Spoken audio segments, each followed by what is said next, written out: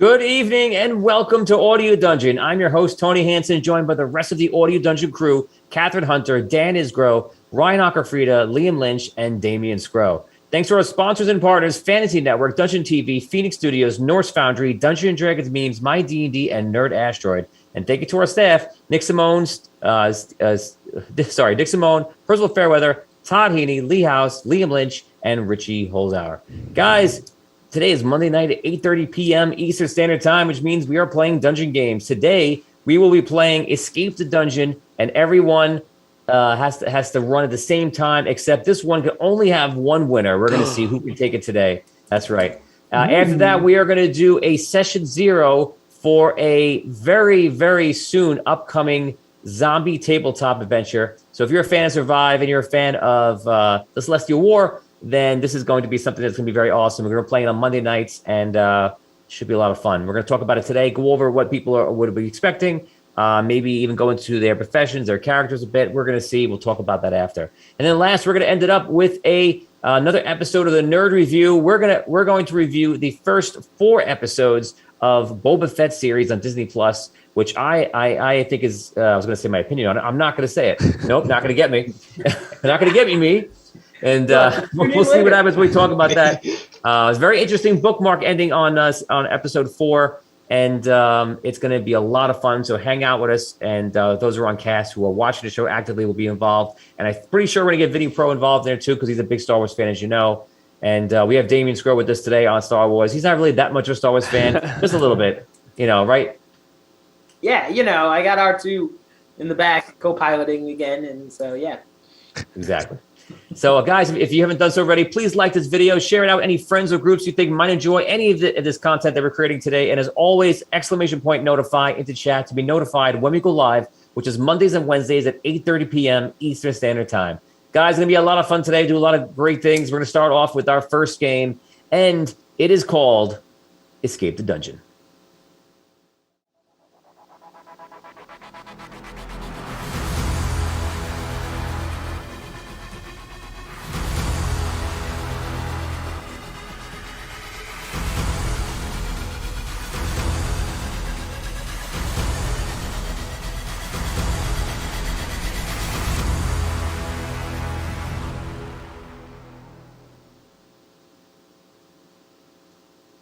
Good evening and welcome to Escape the Dungeon. I'm your host, Tony Hansen, joined by the rest of the Audio Dungeon crew. And today's escapist is going to be, once again, as the last few episodes, it's everybody. My God. So this is where everybody has to run through a do or die scenario given by me, the game master. And how we play is they'll be armed with some sort of item they'll receive in-game. But not only that, they'll have a bag of holding. What's inside? It's good and bad items placed in by our Patreon members at patreon.com/audiodungeon, and even some of the crew on the show right now. So when they go into pick into the bag, if they roll high, they will get the good item placed in there by the person. If they roll low, they will get the bad item placed in by the person. It's a dangerous game. So those items will really make or break the game. It's always a lot of fun. So yeah, as I mentioned, the last few weeks we've been doing group efforts, group running, and it's been a lot of fun. And we're going to see how it goes today. So welcome to stream, everybody. We're happy to have you. We have a lot of our fans hanging out with us today. Welcome, welcome, welcome. We're going to get to the game right now in a very special edition of Escape the Dungeon. Guys, normally when we start, I give you guys the opportunity to choose a common, normal, or mundane item, as I always say. And this time, that's not going to happen. What? I know. So that's not going to happen. Just look at Scroll's face. You'll know how everybody at home is feeling. Right. So you guys, I'm going to give you no scenario today because this is the scenario. The scenario is going to be experienced by all of you at the same time. All of you, 1, 2, 3, 4, 5 of you, open your eyes and you're standing in a room. This room has no doors. The room is glowing purple, if you will. Oh. In the center of the room, on the floor, are the following items: a sword, a shield, a key, the magical bag of holding. Now, as you all open your eyes, you look around the room and you see all of you. And there are 5 of you. Again, there are no doors. There's only 4 walls. This room is 25 by 25. All of a sudden, you hear a voice. Welcome to my little game. Today, all of you will choose one item. When I say, you may then choose it. Now, I know none of you have been expecting this, and you don't know where you are. Let me assure you that only one person can walk away from my dungeon. The rest of you will be permanent residents. Now, at your will, you may pick one of the items. First Key. come, first serve. I go grab the key. I think the sword. Shield. The bag of holding. I go for. Okay, so I heard Liam that was and muted. Dan talk first. Both of you tell me what you're going for. Sword. Key. Okay, so you both got it because no one fought you for that in a row. Damien, you were next. Catherine, you were next. And Ryan, you were next. If I'm wrong, did you speak before that? I don't think you did. Yeah, I That. kind of spoke at the same time as Dan. Yeah, then Dan I and said Kat both said sword, really. So then I quickly Okay, changed that's it why I to couldn't hear it. shield. Okay, because so I wanted to grab Dan- something. So Liam, you grab the key. Catherine and Dan, you're going to do a roll off. Higher Oh. roll gets the sword. 2. Oh, and a 6? Yep. 5? 5. So you both run to the sword. Catherine grabs it up. Dan, you're kind of stunned for a second. Damien, I'm going to allow you to go. You grab the bag of holding. Yeah. Dan, you're still shell shocked, but now you can act. But Ryan, you can act at the same time. Ryan, what do you want to do? So initially I said bag, but my mic was muted. But I will take the shield since my mic was muted. I'll take the shield. Okay, so Dan, you're kind of stunned over because you didn't get the sword. You look over and you see Ryan's coming for the only item left, which is the shield. Once again, for all those at home, the 4 items for 5 people were shield, the sword, the bag of holding, and a key. Dan and Ryan now roll 1d6. The higher gets the item. 1. Oh, no. 1. Oh! Wow. It Do breaks we in break half. the shield in half? Yeah. Yes. No. Split it in half and share. You're both just holding onto the shield, fighting for it. Reroll. Up. Oh, Off the table. That's a 1. Hey! 6. Nice. Okay, so Dan, you wrestle the shield off of him. Ryan, you fall on the floor. Items. You were all standing, looking at each other, holding your items. I'm going to let you guys role play for a minute. Go ahead. Hey, we shouldn't be fighting. We should be working together. That shield should be mine. Like I said, don't fight over it. Okay? Tony, how big Maybe is the key? I'm left alone with Normal nothing. size key. Normal Maybe size key. we'll Okay. find something Is it good a in this skeleton bag. key? Yeah, what's in that bag? Careful I'm with gonna that check it sword out. there. That's what the guy wants. Yeah, don't point it at us. Be cool. Be cool. Be cool. Is there any door? Do we see a door? I see my shield. There is no door.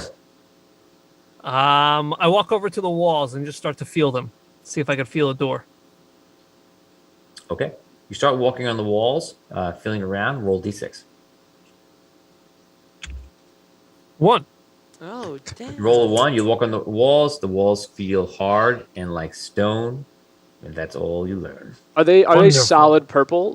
Or they look like stones? They're glowing purple. So the walls are like flat, like smooth?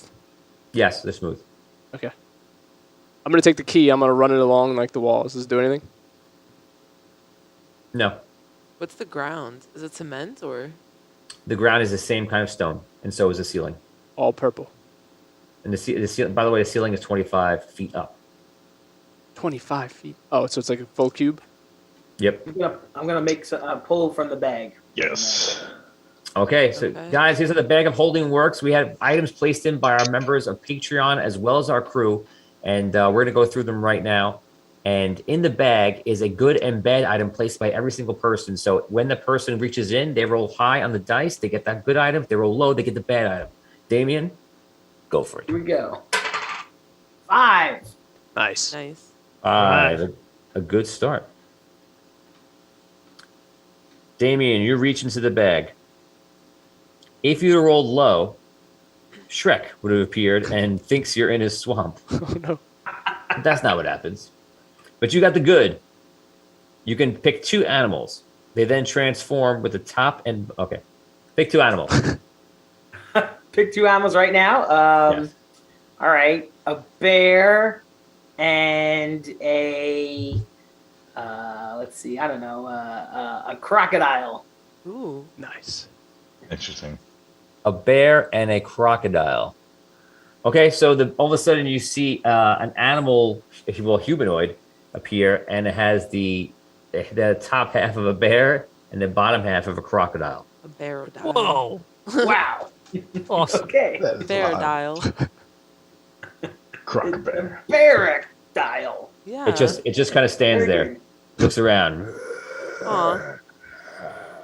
Top half of a bear. That's good though. Hey there, buddy. I tried to Ah! Oh. All right. So yeah. Nice to meet you. We're friends now, right? Uh, I say that's crazy, and I stick my hand in the bag and try and pull out an item. Wow. roll Like, d6. I don't know if I'm allowing that, Tony. Okay. Like- Roll d6s. Whoever rolls higher is the person who wins that little exchange. Okay. Sick the bear on him. 3. Bear dial. 4. I can show it. I can show Fine. it.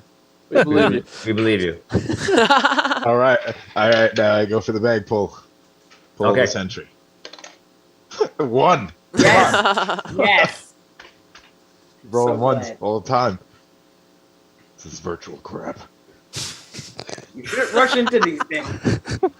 Okay, here we go. Coming in from our Patreon members. This is from Charles. You rolled a 1, right? Yeah. If you would have got the good, you would I have have a got. reroll. Are you Okay. using it? Yes. All right. Let's go. Come on. 3. No change. is Come on, exactly the man. same. This is wild. If you would have got the good, you would have gotten. You get Backbiter, the +1 throwing axe that does 3 damage. Ooh. But instead, Ooh. you get the bad, which is Backbiter, which is a throwing axe, flies out of the bag and hits you for 3 damage, Oh. Instant Come kill. on. which instantly kills you and escape the dungeon. Oh, Oh. wow. So you pull. He rips it for you, pulls it out, and an axe goes.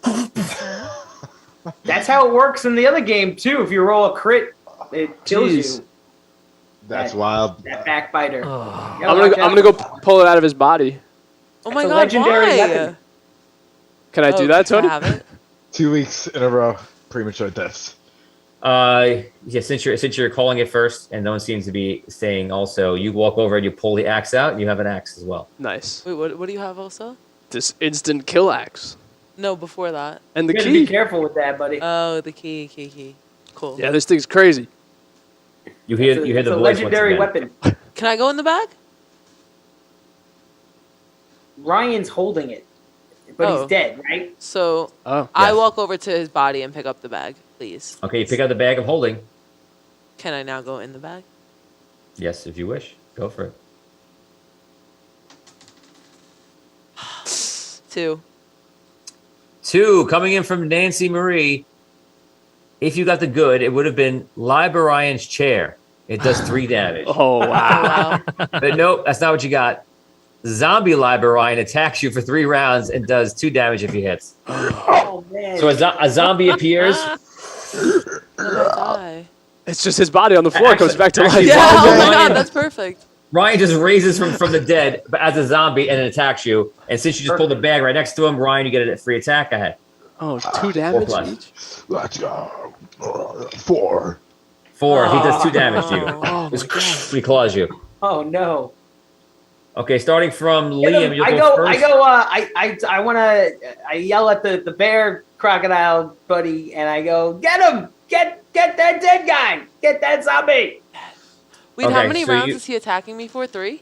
That's what the poll Okay. said, yeah. Okay. Yeah. Okay. So Damien, you go first in the order. You tell him to attack, and I'll roll for him.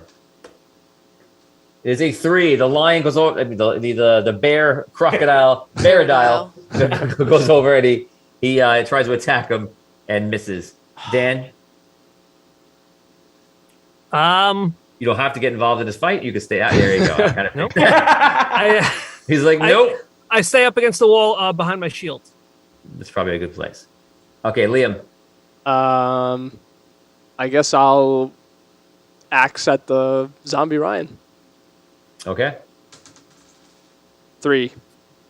That is a miss. Catherine. Attack zombie Ryan. Zombie Ryan.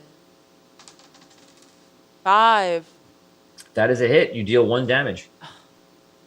Very good. Zombie Ryan attacks. No. Attacking Catherine again. 5. No. Oh, no, you're dead. 5. Catherine dies and falls on the ground. Oh. No. Zombie Ryan actually, upon completing his mission, crumbles and falls back down to the ground. The curse has taken another, and there are now 3 left in the room. I pick up Cat's sword, so I have both weapons. I pick up the bag of holding. Okay. That makes sense. And Dan's still hiding against the corner. You may now roleplay, the 3 of you.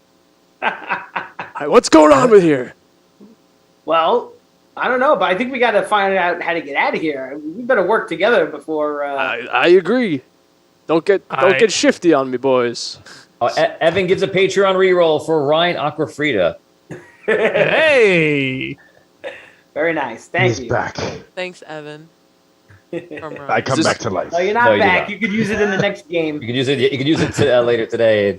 It comes up. I take my Or- sword or- and or- I stab Catherine's body in the head just in case she becomes a zombie too, because I don't know what the heck's going on with this Just room. making Sure. Yeah, Double tap. double tap. Smart move.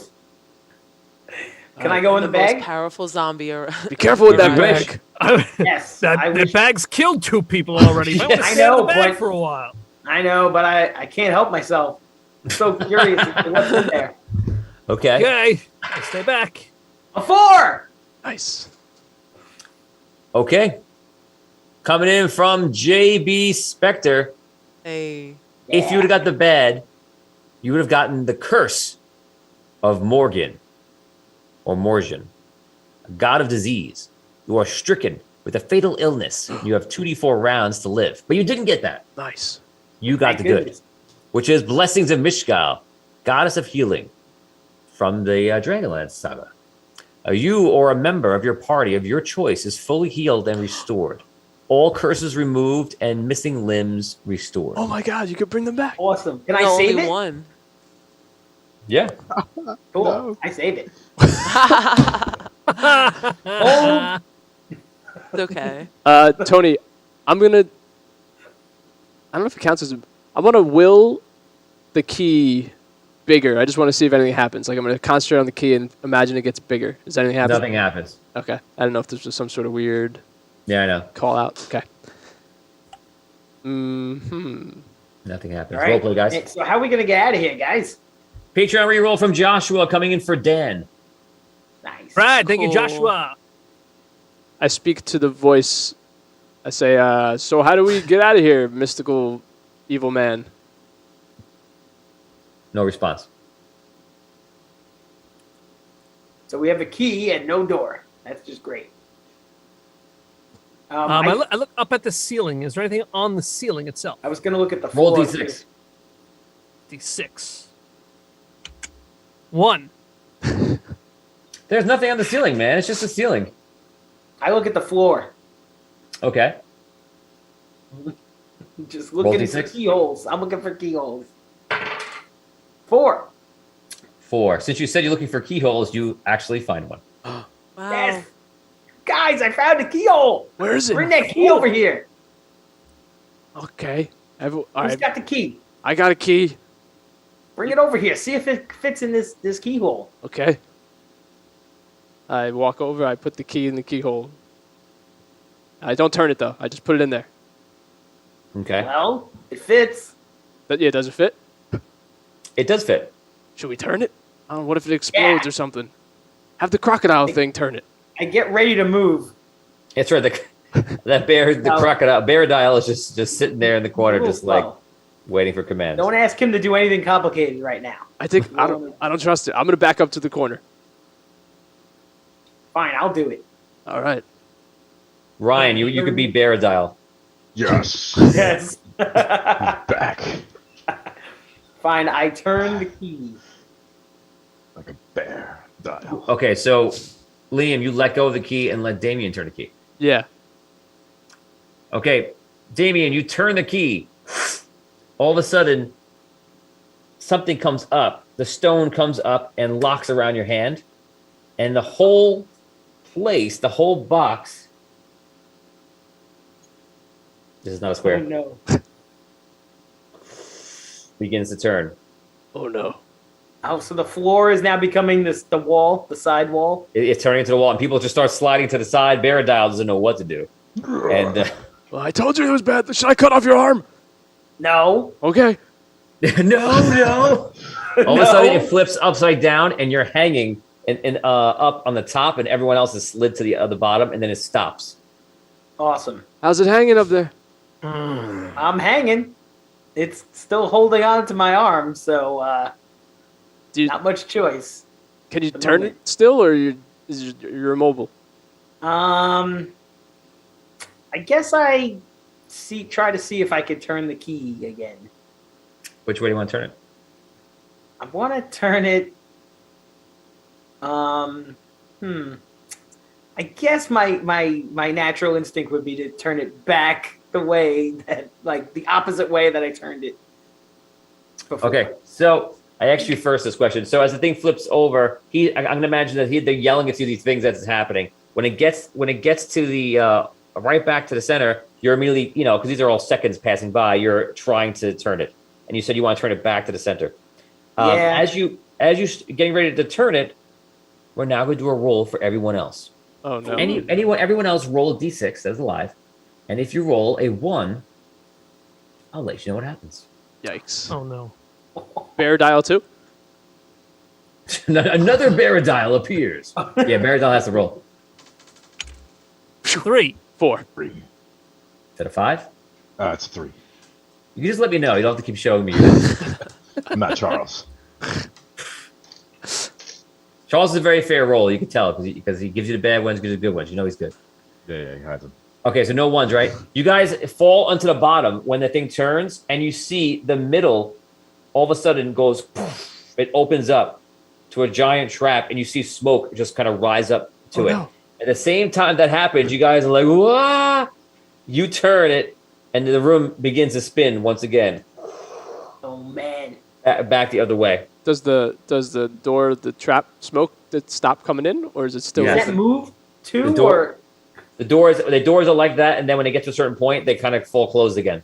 Okay. huh? Ah. Okay. Okay. I'm gonna look for keyholes on the walls.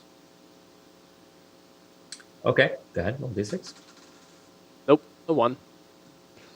You find nothing. Now, You jam your did it thumb. get back to the original position at this Yes. point? Did it release me from the hole? No. The key? Oh, No. he's still trapped in there? Okay, so that wouldn't even help. How is Okay. it, like, all the way around his arm? Like, how much? It's grabbing the wrist. Okay. I'm a human, like I'm a humanoid. You're No, humanoid, you're a bear but you are half bear, half crocodile. paradise. Should And we- is there? Can the bear go in the bag? Or crocodile. No, it has to be Baradile. Should we Can the turn the key Baradile go in the again? bag? I don't think you're smart enough. Oh. You're supposed to just listen to me. That's what you're supposed to do. Yeah, you're actually a good item, so like you're pretty much loyal to him. You see him as your master, and whatever you can do to help him. That's right. You're a good item. Don't forget it. You're here to help. I remember the first time someone called me a good item. Good idea. I think you Usually. should. Okay, what do you guys want to do? I'm Yes. considering turning the key the other way, guys. I think that's. Whatever you say. I said go for it, but I'm gonna go over and I'm gonna stand next to him when he turns it. 'Cause if the room starts moving, I want to grab onto him. Great. Me too. Oh man. Okay. Anybody else? Any other ideas, suggestions, actions, No. anything? I'm doing the exact same thing I did last time. Hunker down behind my shield. Yeah, playing it safe. Are you turning it? Good for you. Fine, I What turn are you it the doing other right way. now? Yeah, playing it safe. Dan's playing it safe. Like that pot hole in kettle black. Where have I heard this before? Play it safe. Not in my world, says me, Damien Scrow. What are you guys doing? Listen, I'm doing all the turns. Yeah, turning the key, right? Yeah, I'm we're doing the whole thing here. Fine. I turn it the other way this time. You turn it the other way, and it turns the other way. I grab Ends onto up- him so I don't fall. Okay, ends up in the same spot. You're holding on to him. Just don't roll. Don't roll a 1 twice. That's your benefit because you're holding on to him. Twice. Okay. And you're And because- over like a Yeah. pit. For all Right, tabletop for the players pit. watch right now, we just used the D6 for the game, so 6. sorry doing that. Okay, so you hold on perfectly. The weight on you is not very fun for you, Damien, but you're Yeah. holding him up. That's right. Dan, you're sliding around on your shield. Catherine's actually body this time is going to fall through the trap door and out and slides down Oh. and is gone. Well, And we now have to roll for Dan and Ryan. I was also holding on to Liam, who was holding on to Daniel. Okay, so roll your die. Uh-oh. Oh no. Damn it, I don't want to roll A up the table. Baradile. That's got to be heavy on Damien's arm. 5. Okay, Dan. okay. Dan, if you roll a 1, you go right out the door. The trap. It's done. I'm done. All right. Here we go. 3. Okay, you're good. Okay. All right. Does the So smoke? Okay. you're hanging there, Dan. You're next to the trap door, and Damien, you're hanging from the top. Liam and Baradile are hanging from the top. Do we All see right. anything new from the new position of the room? Yeah, is the Well, smoke? the door is still wide open right now, and you see smoke coming out. But since the smoke is kind of passed, you realize that there might be something more interesting in that hole besides just the smoke, and some kind of weird, impossible death. Am I close to the ground enough to survive since I'm hanging off of 2 people? Yeah, Like, you're either way. You're hanging, so you're fine. But if I drop down, I won't take damage? Well, if you tell me you don't drop into the hole, you won't take damage. Because Oh, you are in the okay. middle, right over He's the hanging hole. over the hole, right? Oh, I'm over the hole. Okay. I'm gonna take my free hand and stab his paw with, no. with the sword, so Oh. he lets go of me and falls in the pit. Amazing. Go ahead. Doesn't like Baradile. 2. Yes. Screw you. So he goes to do that. I start freaking out, and I yank him down with almost like a suicide thing, like you're coming with me. Put it out down there. Okay, so both of you now roll opposing checks. There we are. 5. Ooh. 4. I'm gonna re-roll you. Reroll me. Oh, Yeah. wow. He's using the Patreon fans rerolls Thank you, Charles. against Liam. Or Evan, one of you. Thank you. Evan gave it to you. 5. Oh. 5? Oh. Yeah.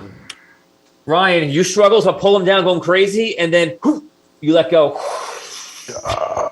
Go through the hole. What happens Amazing. You don't hear any sound at the end. No, Dan.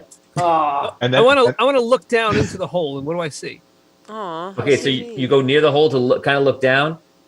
There's still some smoke coming up, but as you go closer, you can definitely see, and it looks like a shaft that's just going all the way down. But something interesting is down there, Dan. Aren't you glad you looked? Because down there, you see, yeah. Because down there, you see about 10 feet down, there's like the full shaft, and then on one side, there's some sort of opening. You gotta finesse it. How big is the opening? It's probably the size of like a doorway, How far down is it? 10 feet down. It's 10 feet down. Can I see that from where I am or no? No. You're having trouble seeing anything. Okay. I You're not whisper feeling all too this good, to you. too, I because whisper Liam it all to is you. still hanging out on you. Yeah, my wrist is really hurting. Yeah.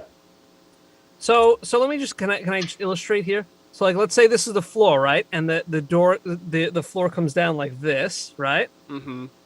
So this is the floor that came down as my hand. Is the door on like this side? I'm not gonna because we're dealing with a cube in a square room. I'm not gonna fault you for jumping to the wrong side or anything. So it's on one of the sides. We'll call it on the north side, No. Okay. even though there's no South direction, just so we don't get confused. They don't. Okay. They don't mess with So I go to the here's what I want to do.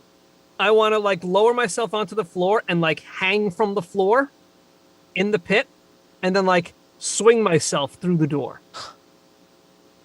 Okay, it's possible, but it's gonna be tricky because it is a wall out until the opening comes. So this is a do or die jump. I whisper to Damien, I'm like, quick, turn the key before you can get out of here. Well, he's already been doing a jump already. So, and you're reacting after that. So that's not valid. Drops the key. Okay, so if you're gonna do this jump, I'm gonna say a 1 or a 2 drops you down the shaft. A 3, you're hanging on the ledge, and you'll have to make another roll to make up for it. Oh, okay. And The a lower 4 ledge, right? on the lower ledge, and the 4+, you make the ledge pretty well, and then imagine just to stay up there. Okay. All right, here we go. Oh boy. Oh, 1. Oh! 6, 5, 4. I will use my 3. reroll from Joshua. Thank you, Joshua. Here One we go. reroll, and as you know, as the limits, you may only roll something once as a reroll over, which is favor from the fans, and this is it. Here we go. Come on, Dad. 2. No! So you fall once, you hit it, poof, you hit it hard. You feel a little surge of a second chance. You go to grab and then miss, and Daniel is lost. Oh. All right. Catherine has fallen. Ryan has fallen. Bear the dial has fallen. Bear is definitely dead. And Dan has fallen. All right. Turn Now the there key are back. 2 of you. Turn the key back. We got to make a plan. But we can't do it hanging up here. Okay, I don't turn it back, but I turn it again in the direction that I turned it this time, like forward, kind of. You know what I mean? Like the last time I turned it back. Okay. You turn This it. time I turn it like forward. You turn it forward, and you see the room change the orientation 180 degrees. And Liam, you're just standing next to him, and Damien, you're leaning on the ground with your hand. Yeah, his hand's still caught, right? Yes. Axe to the head. You. No, a 2. And wow. Okay, so he swings the axe. You move out of the way as best you can. He actually misses. You go now, Damien. Okay. What do I have? Nothing. I don't think. I had the bear guy. That's it. You had the bag of holding, which I don't think you have anymore. No. It was like I think that's Catherine had the falling hand out. last. Who pulled the last? not me. Catherine pulled the Ryan and then Right. died. So I imagine it all fell out the hole. So the bag of holding's gone. It fell through. Oof. Okay. I kick him as hard as I can.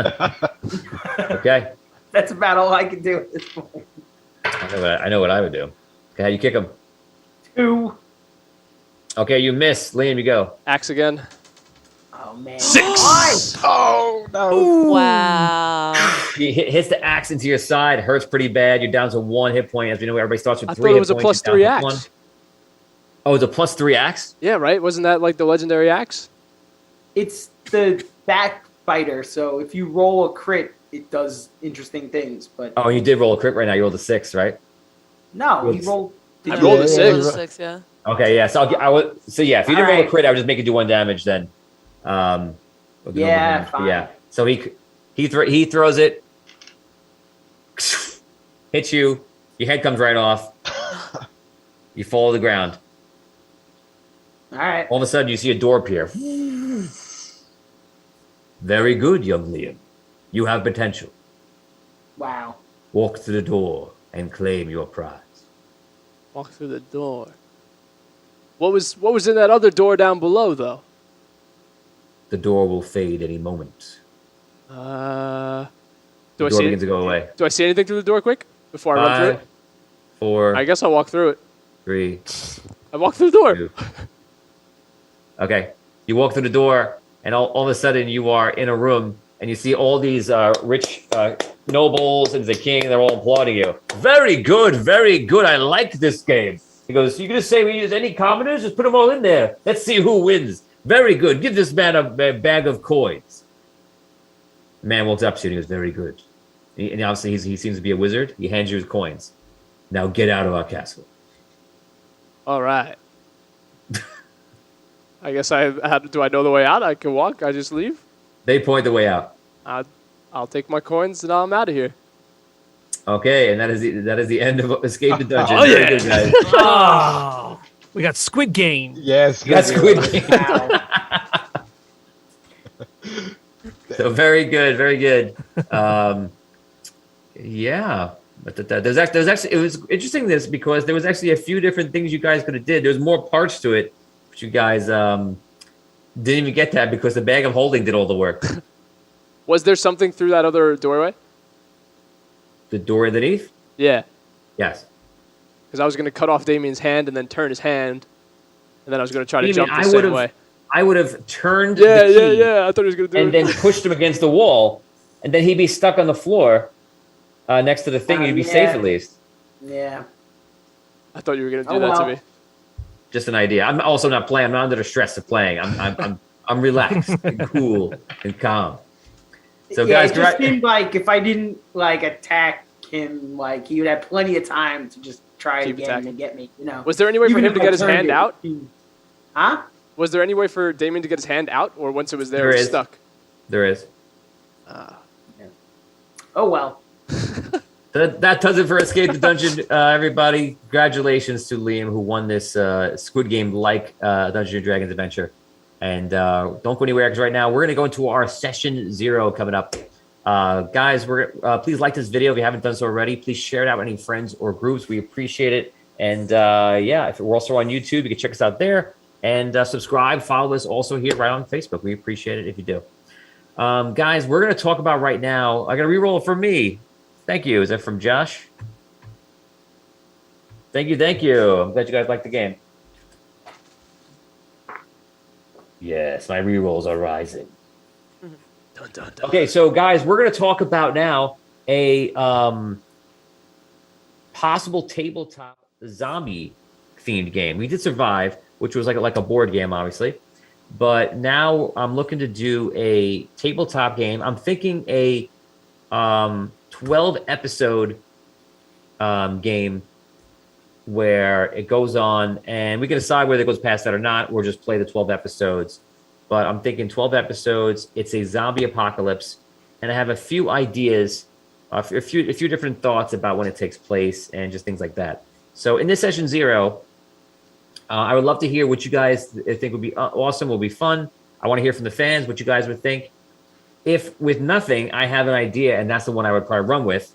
But I have a bunch of ideas, and I want to see what you guys are thinking, because maybe you guys will give me an idea or give me a twist to an idea, and we'll take it from there. So this is the session 0 that we're going to follow the fans on social media with us as we do it. So let's take it away for that. So obviously, zombie apocalypse. This is some sort of plague that takes over the world. 1% of the population is left, and you guys have to survive. That's the majority of it, without the story, without like the tidbits of it. But I have a couple of different twists. One, I was thinking it could be something that we play in like 30, 40 years in the future. So there's some more technology in it.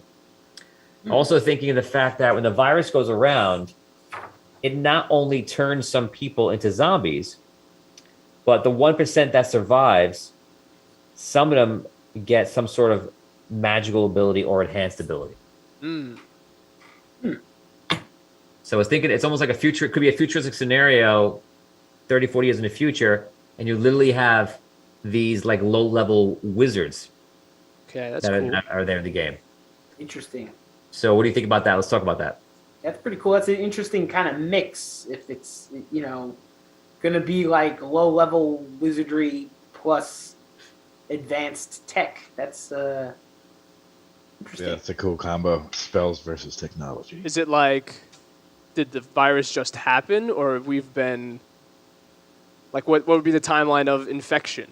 Like, did So society it'll- just collapse, or like we're like, I'm the not going to events. say because it'll be somewhere near the beginning, Okay. probably. But from the way I have you guys starting, I'm not going to say because that's a big part of it how you guys start, but it will be somewhere near the beginning. But like, safe to assume then, like, even though advanced tech like electricity and networks and everything will probably be down because society will have just been Right. So the kind of technology that you have access to is running on these portable batteries or power cells, and that's basically it. That's cool. Would What Would kind of all low the level? undead? Oh, sorry, Dan, go for it. Sorry. What kind of like low level wizardry are we talking about? Like, maybe Card something tricks. that Card tricks, Card yes. tricks. Is this your card? No. I'll be back. There's the ball. No, 'cause I'm just thinking like if I don't know, it could have like a weird effect on the whole feel of the game if we have like a wizard casting chain lightning and fireball and stuff. So I think it would start off with the equivalent. If for those who are Dungeons and Dragons players of any one of the editions, I think it'll be the equivalent of like first level spells. You're going to see something like telekinesis and such. As the game goes on, depending on who lives, who dies, who's there, the wizards would eventually upgrade and become more and more powerful. The ones who live. Live. Were you saying that the undead would have magic ability, or would it be the players, or what? So that could be either. Okay. What if like using the magic ability infects you a little bit? So like you can use the magic, but then like instead of having like almost like mana points, it's like infection points, and it like drains a little bit. Oh, you're risking you're using magic at the cost of moving forward your infection. Yeah, something like that could be cool. Oh, maybe if we can start writing the story, maybe someone discovered magic and abused using it, and that's what caused the virus to spread. That's pretty good. And now we have this knowledge that magic does exist. It's here, but if But you it's use it, you risk dangerous. becoming a zombie. So it's almost like you're from Dark Sun. You guys are defilers, where you're like destroying the world around you. Instead of in this case, you are destroying yourselves. Becoming That's zombies. interesting. Let's see. We have Derek Luxton's coming in. He's saying survivors of a spaceship that crash land on a planet that fell to a zombie apocalypse due to the necromancer's spell gone awry. Necromancy gone wrong, says Jason. Todd says, I like episodic style, like one game lasts the whole season. Yep, that's what it would be. And each week it's a race to the safe house, and if you don't make it, that's what you were saying that the other day, Todd. I remember that. Oh, and like Left 4 Dead kind of. Yes, like Left 4 Dead, safe house. And if you don't make it in X amount of turns, once opened, either after completing a goal or once the person gets there and opens it, you're dead and play a zombie PC next week. I like that. I'll add that in there, Todd, as a note. Good job, Todd. A safe house Good idea. At this point in the future in the game, have we like inhabited another planet? So we're, I mean, we're returning again, from Mars, SpaceX. So I don't know it's funny because when you say certain things, it makes it really exciting, and sometimes you could say facts and I might change it and not make it as exciting. So it is about just what we think is the coolest thing. Because if I say this is Earth, and like Dan just said, somebody comes up with something, and the Hadron Collider comes in and they learn about particles, and they learn that people can use magic, and they start doing it, and those people turn into zombies by overusing it, and then it goes on and it comes out.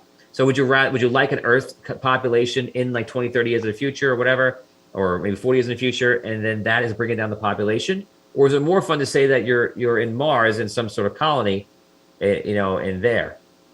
I think I would probably say it should be on Earth, just because That's how I feel. If it's gonna be all these other things, if there's gonna be zombies Yeah. and there's gonna be magic and it's gonna be in the future, we need stuff to like cling on Anchor to. it. We need like Right. the remnants of Earth.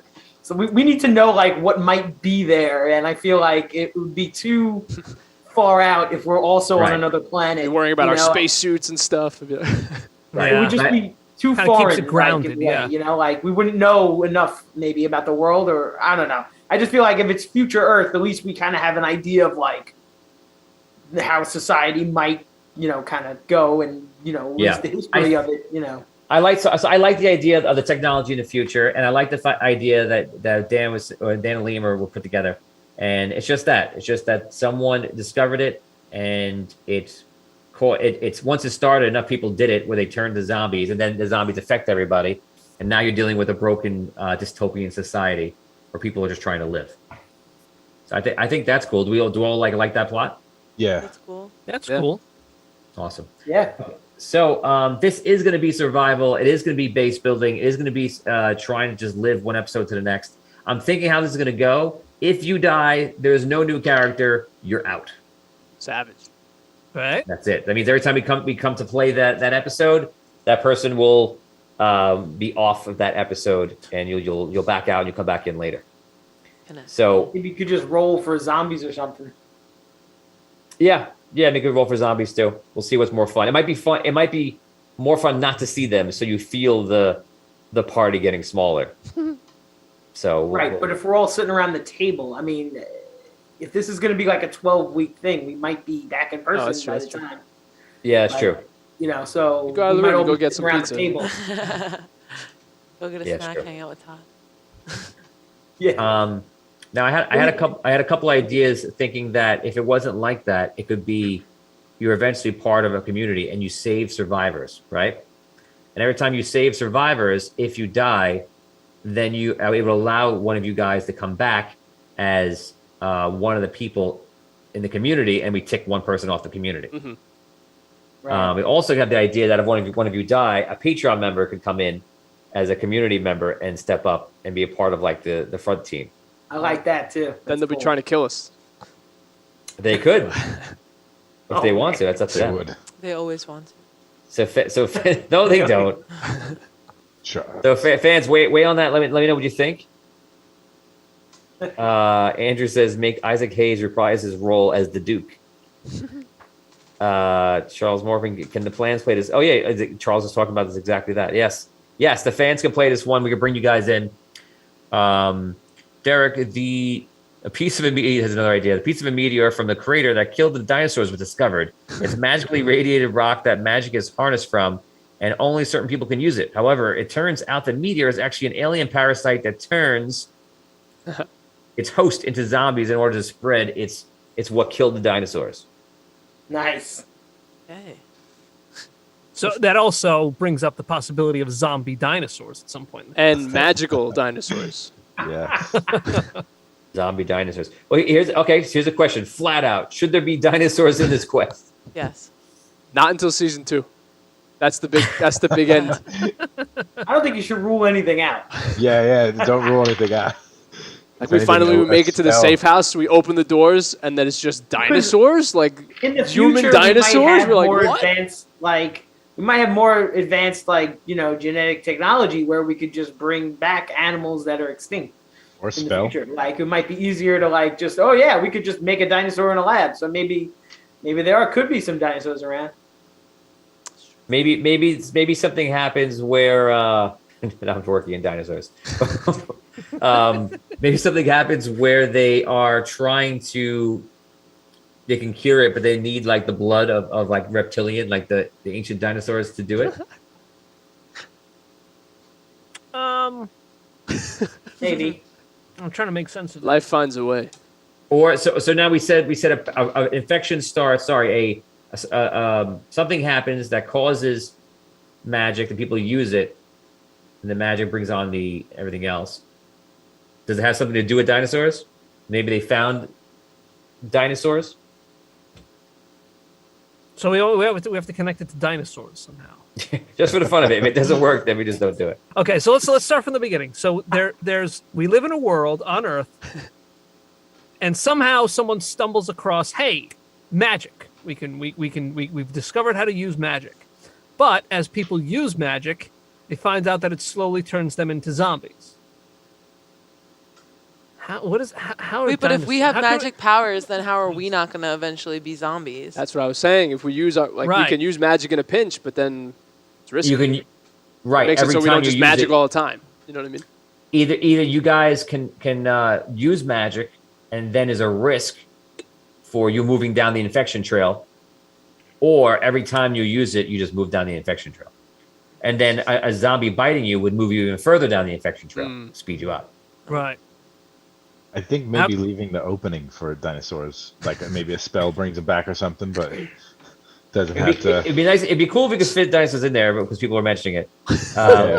Wait a second. What if we find out that No, That- the virus this- just gets into the dinosaur bones, and they become dinosaur zombies. God what damn it. what if somehow the dinosaurs were actually intelligent, and they discovered magic. Yeah. And about dinosaurs, when dinosaurs were around, were so intelligent that they were able to communicate with other life species and other life forms somewhere out in the universe. And they contacted those other aliens and told them, hey, we've discovered magic, but it's turning us all into zombies. You need to get us a cure. And they sent a cure to the dinosaurs. Unfortunately, it also brought like a giant asteroid with the cure. So the aliens just sent an asteroid in. They sent it too hard. Yes, but the cure is still in the asteroid. And somehow we have to find the asteroid that killed the dinosaurs because the cure is in there. But I still don't know how we could get actual dinosaurs into the quest, though. Okay, maybe. So maybe as the asteroid was somehow sent as a cure to stop everything. Or, okay, wait. What if? By the way, we're really stretching out the. We're working hard here. What if? Yeah, what we're if? working hard. What if it's twofold? There were two civilizations that got the message. One sent the cure, but they're far away. So the cure is actually gonna arrive real soon, because they said like it's millions of years later. And a closer civilization didn't want to deal with the zombies at all, and they blew up the planet with an asteroid, and that was how the dinosaurs originally died. But this is the dinosaurs. But the second civilization is actually sending a cure from long ago. And Okay, that's wait. where So the zombie cure let's is. simplify and then go back to adding stuff. Yeah, I was gonna say that's getting a little complicated. Let's say that maybe there's a colony out somewhere in space. Maybe it could also be humans somewhere else, but maybe like they have a space station around Jupiter, around Mars, or whatever it's going to be, and maybe they're sending a cure, but the cure won't arrive till 100 days. That works too. I feel like if it's in the future and dinosaurs are in the past, it would have to be a long travel for the cure. But maybe He's saying a different thing. He's saying a space colony made the cure. When we constantly like, hey, a virus is happening, and they're like, well, we could fix it from over here in Jupiter, but it's going to take a while to get you the cure. Okay, and then there was no attack from another civilization. That could be I season feel like 2. when you add it to civilization, then it becomes a little bit too thin. Like it's perhaps a little small when you say an infection started, or I don't know. Oh, sorry. You say you discovered magic, and you started using it, but overused it, and it turned them into zombies. Those three steps, whatever it is, works out nicely because that makes sense to me.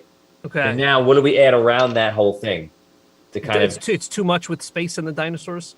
I'm on board Yes. for that. Honestly, but what if the dinosaurs were intelligent, and then they sent out a message, and then one of the other people blew them up, but with the thing they used to blow them up, they're like, this is also gonna like be a parasite on Earth, and then at some point in the future, it's gonna make everybody inhabiting Earth turn into zombies, and then like destroy it even further. Okay, so the dinosaur, the meteor was a weapon designed to kill the dinosaurs, and whatever was in the meteor, when it's unearthed, archaeologists in the Yucatan Peninsula unearthed dinosaur bones. But when they do, all of a sudden they find remnants of some sort of alien mineral that they cannot determine what it is. What happens is the people in close proximity on the site begin to dust away and reveal the bones, but they begin to contract a mysterious illness that first gives them the power of magic, but then slowly turns them into zombies.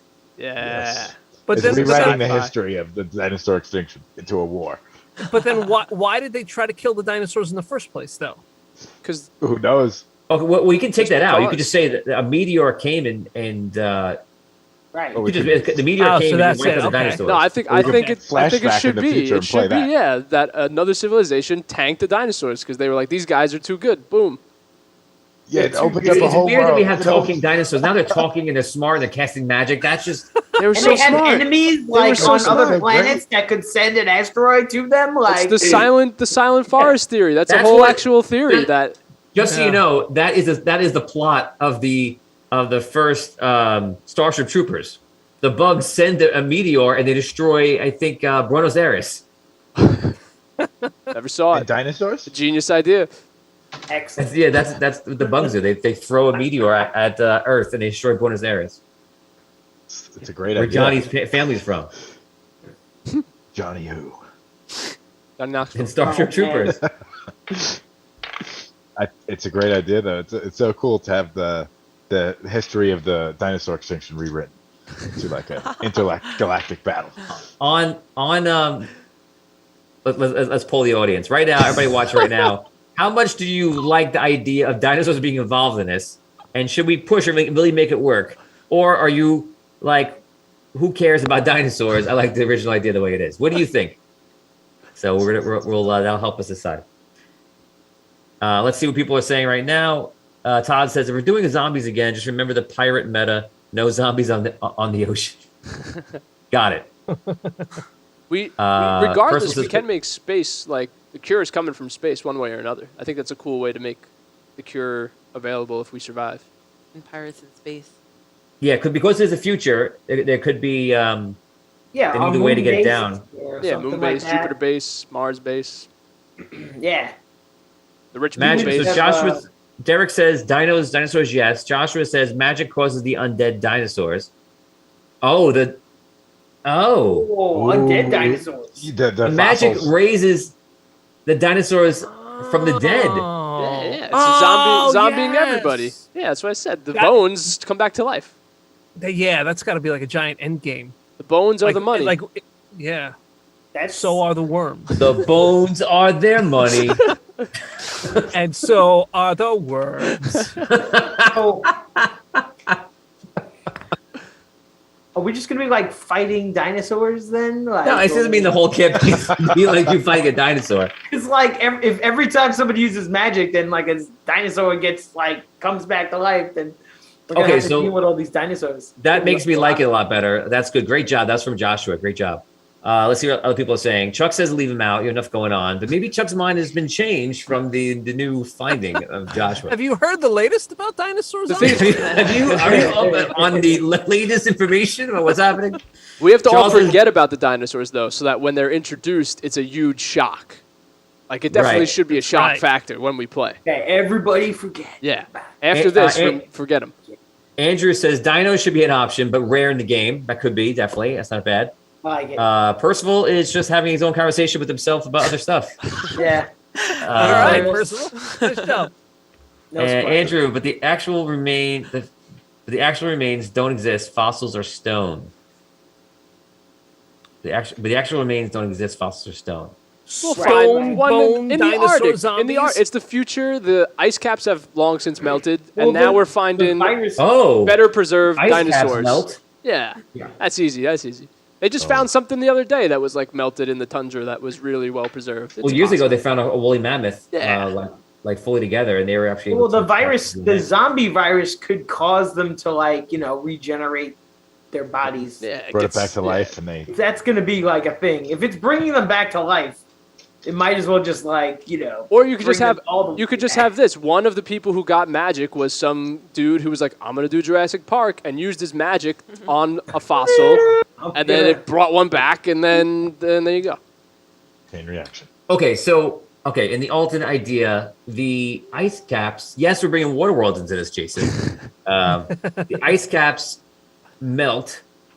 It unearths a disease on dead dinosaurs, and the disease, though, instead of killing the population, should it kill it?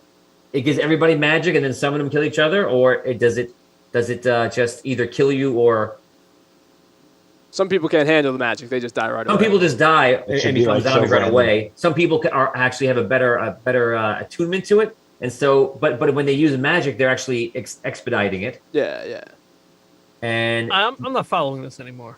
Oh yeah, that's good. So like the polar ice caps melt, the virus comes out from the dead dinosaurs, and some people become zombies like right off the bat, and some people get infected and they gain that magic ability. But again, if they use it, they find out.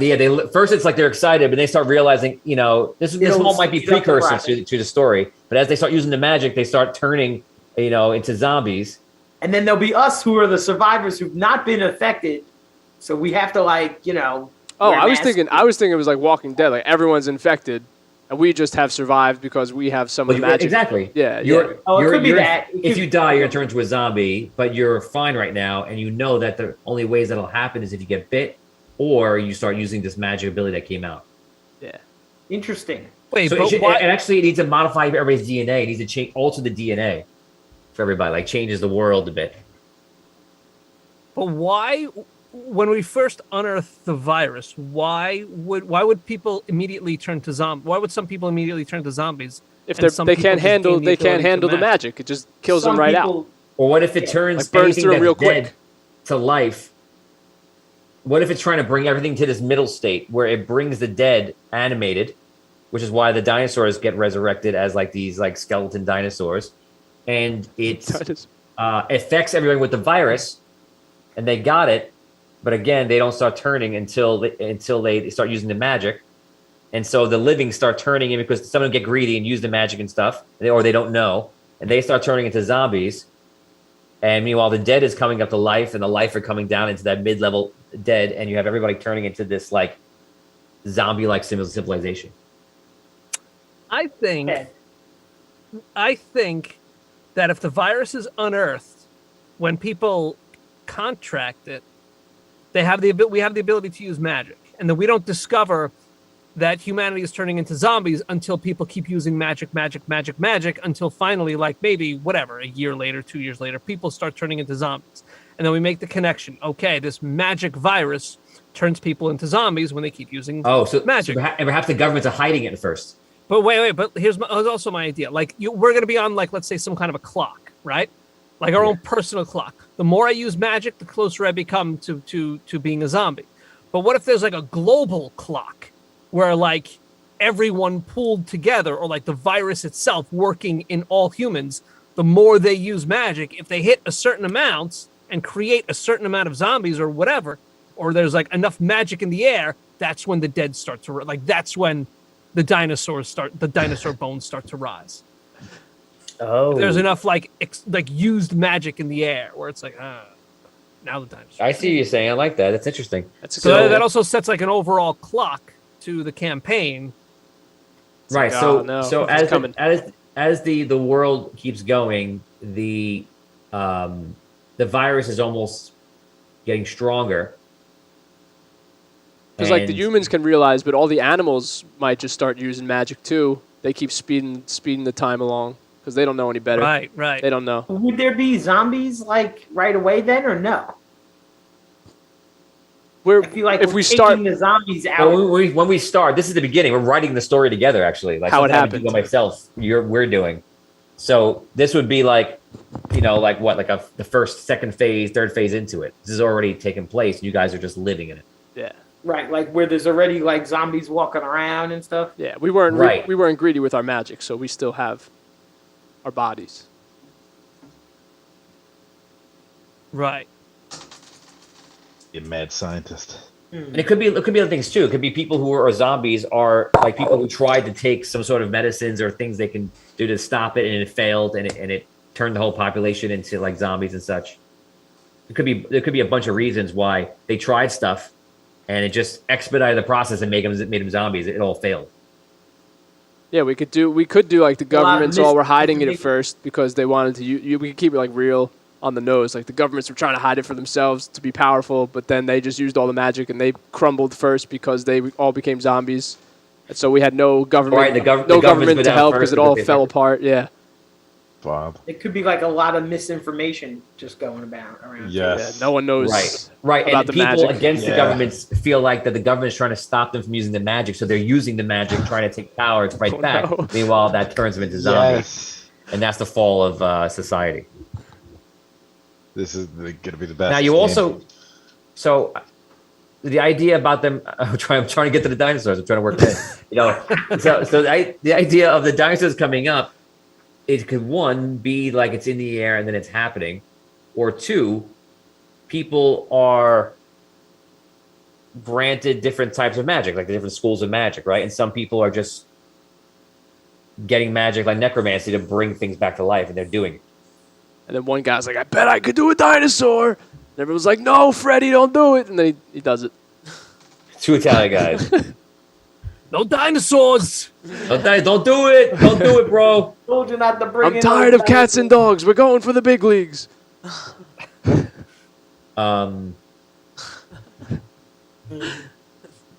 Let's read some of the things here.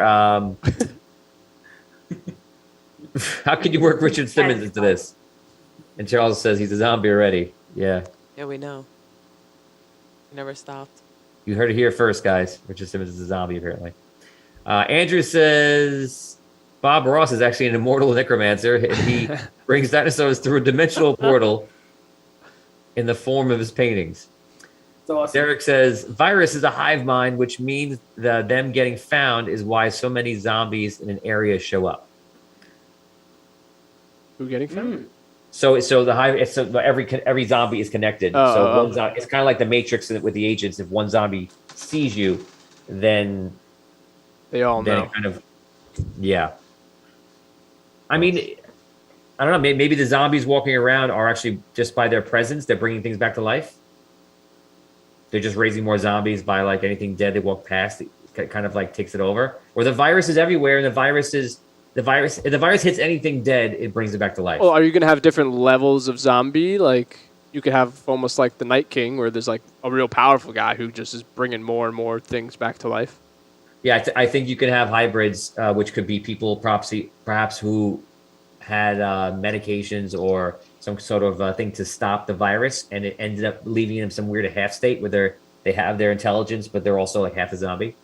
They're just Yeah, using but- magic willy-nilly because they don't care anymore. That could actually be a race of people or a species of people where they did that, and now they're able to use magic without turning into a zombie, but they're also living permanently in this half zombie state. Yeah. Cool. That's crazy. And then they're trying to get everybody to just become full zombies so they can. They want control everybody to be like them. The hybrids. So you'd have humans, and you'd have hybrids.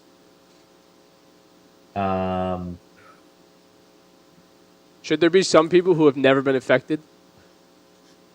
And they're just like the immune? bunker people? The regular humans, then, no?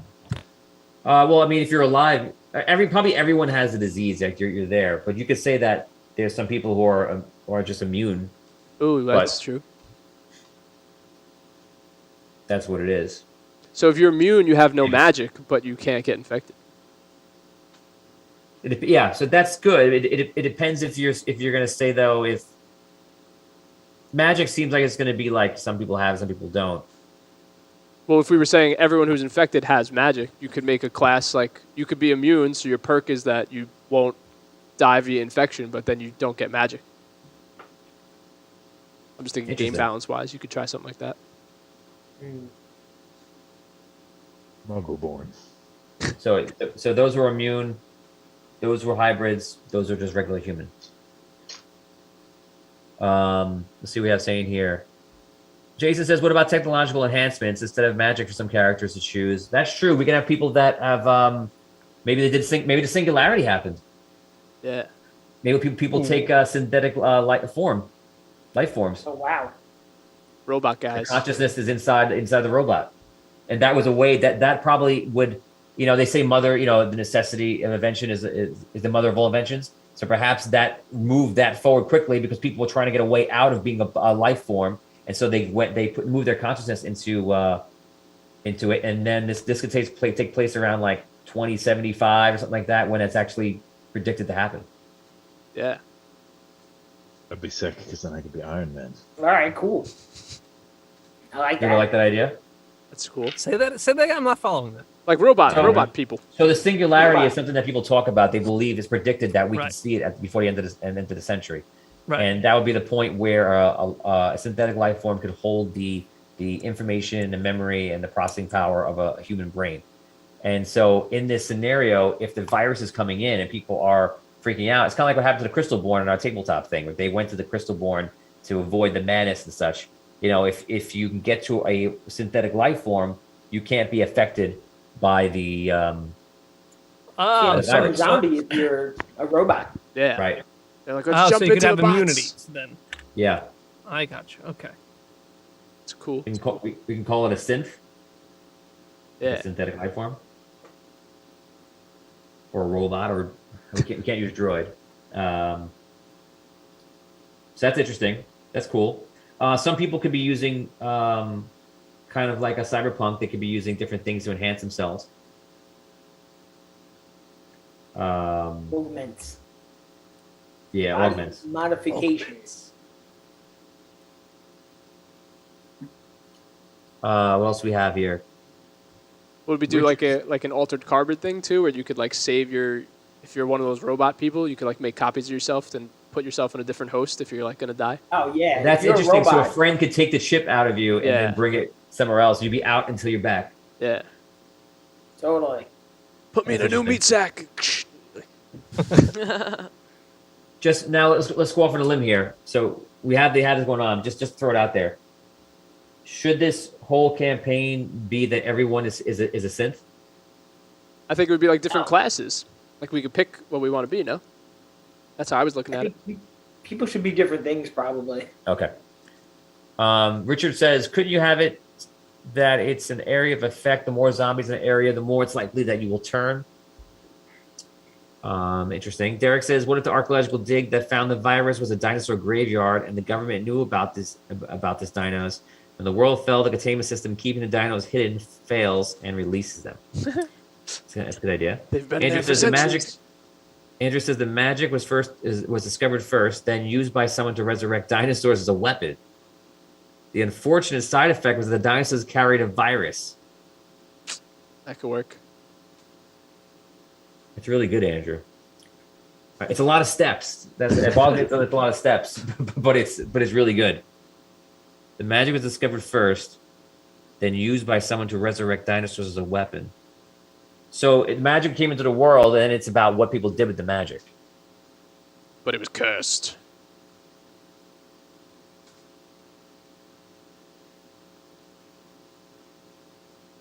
So maybe when people try to use their magic to bring loved ones back and such, it brought them back as zombies, and that's how it started.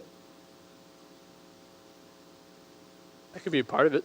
I still like And the then idea the that zombies using the virus. magic causes you to become infected too. Yeah, that's not so much a virus. That's just necromancy. Derek says, or they are all synths, different robots for different classes, and their duty is to find the cause of the virus and to somehow cure the heal the rest of the world. I like that. That's what I was thinking something before. Like this, it's a world where you're all synths trying to solve it, and you could be saved if somebody pulls a chip out. But then you gotta. It's just a way that you could live in the future. So we wouldn't be in danger of becoming zombies ourselves then.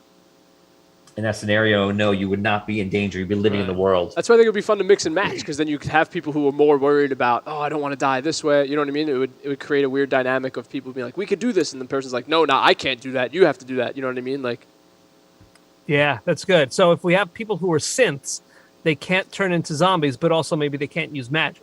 But if you're human, you can use magic, but you use it at the risk of possibly turning into a zombie. Right. So what's the down about being a hybrid? Because right now hybrid seems pretty cool. It's the best of both worlds. I saw hybrid as like the evil people, where they're like, So the bad guy's a hybrid. Hybrids probably can't use like body modifications and can't. They can't use the technology in a sense. Right, because they're already half like undead or whatever. Oh, maybe they're not intelligent enough for that. well, I saw it as like magic. We use magic very sparingly because we know it's bad as humans. But like the hybrids are at the point where they don't care about that anymore because they're more zombie-ish. So they use magic all the time, and they're just like almost evil with the magic. Like they're the bad side of the magic. You know what I mean? To make it, I think Damien was just saying is I would try to make the balance that if you played a hybrid, then the body can't accept the enhancements. Right. So you can't be like a synth anymore, and you can't have body modifications or anything like that. You'd have Maybe they can't use any future tech because the future tech works off of like your body scan, like the heat from your hand, Biometric stuff. Like that. Right. Yeah, maybe everything's like biometrics, and then therefore, once they're dead, it doesn't register, so they can't use. Oh yeah, because it could run off like your heart and stuff, and theirs doesn't beat, so they don't actually get any power from it. If that happens, what's the benefit of being a half? They could use magic freely without worrying about dying from it. Yeah. So they can't use. So that means there would be old tech and then there'd be new tech. Right. So like you'd have guns and pistols and rifles and carbine and things like that, and the new tech they can't use it. They can only use old tech. So a hybrid would be a guy out with a rifle and that looks like a zombie that he can cast magic. He can use a rifle, but he can't use anything fancy. He can't go into facilities. Nothing can read his eyes. Can't read anything. Right. The new tech, other people will be able to use like laser guns and stuff. You know, like Right. Whatever the futuristic weapons are, they can use that. yeah, futuristic stuff. That'd be cool. Okay. Catherine, how do you like this? Taking it all in. Taking it all in. What's your favorite parts of what we're saying? Are you attention checking me? Because I was paying attention the whole time. I know you are. I'm asking you because I haven't heard from you, so I want you to know what you think. I think it's cool. I don't have faith in myself in living very long, so I'm So kind of worried about. be a synth person. No, I'm thinking about being half, because then you could just use magic, and then you won't be affected by it. That's true. But yeah, I like the dinosaur idea. I like having dinosaurs involved. Magic. Okay, so Derek says magic is also like radiation. They have a magic ticker because if the human people enter an area of too high magic, they could turn faster. When they use magic, it increases the dosage. Yeah, I was thinking something like that. Because I imagine we'd want to limit our ability to use magic, just from a game perspective. Right. So I would actually have spells that cost different amounts of points, and then you'd have like a meter. When you reach 100, you're turning into a zombie. Yeah. So like if we have a half person on our team and they're using magic all the time, it could be giving us infections. So we have to be like, yo, tone it down a little bit with your magic over there, dude. Yeah. Maybe the hybrids are able to. Maybe people with magic some of them are able to communicate with animals, and the hybrids learn how to like raise the dead and give them life. Maybe it's a hybrid thing. And that just humans using it can actually, like the hybrids have a connection with the dead and the humans have a connection with the living. In terms of like the school of magic almost that they can use? Kind of. It's almost like the humans get the elven magic, the healing stuff and the connecting stuff, things like that. But since you're a hybrid, because you have a body that's dead, you actually have an affinity with things that are dead. You can bring them back to life to help you. It's kind of like they have a necromancy. Mm-hmm. That's cool. That's pretty cool. So I mean that means that all dinosaurs right now in this world, if they appear, would be undead. So they'd be on the hybrid side. Yeah, unless when the ice cap melts, it melts. It shows us into a hollowed out tunnel into a world where dinosaurs are still in existence and blah blah blah.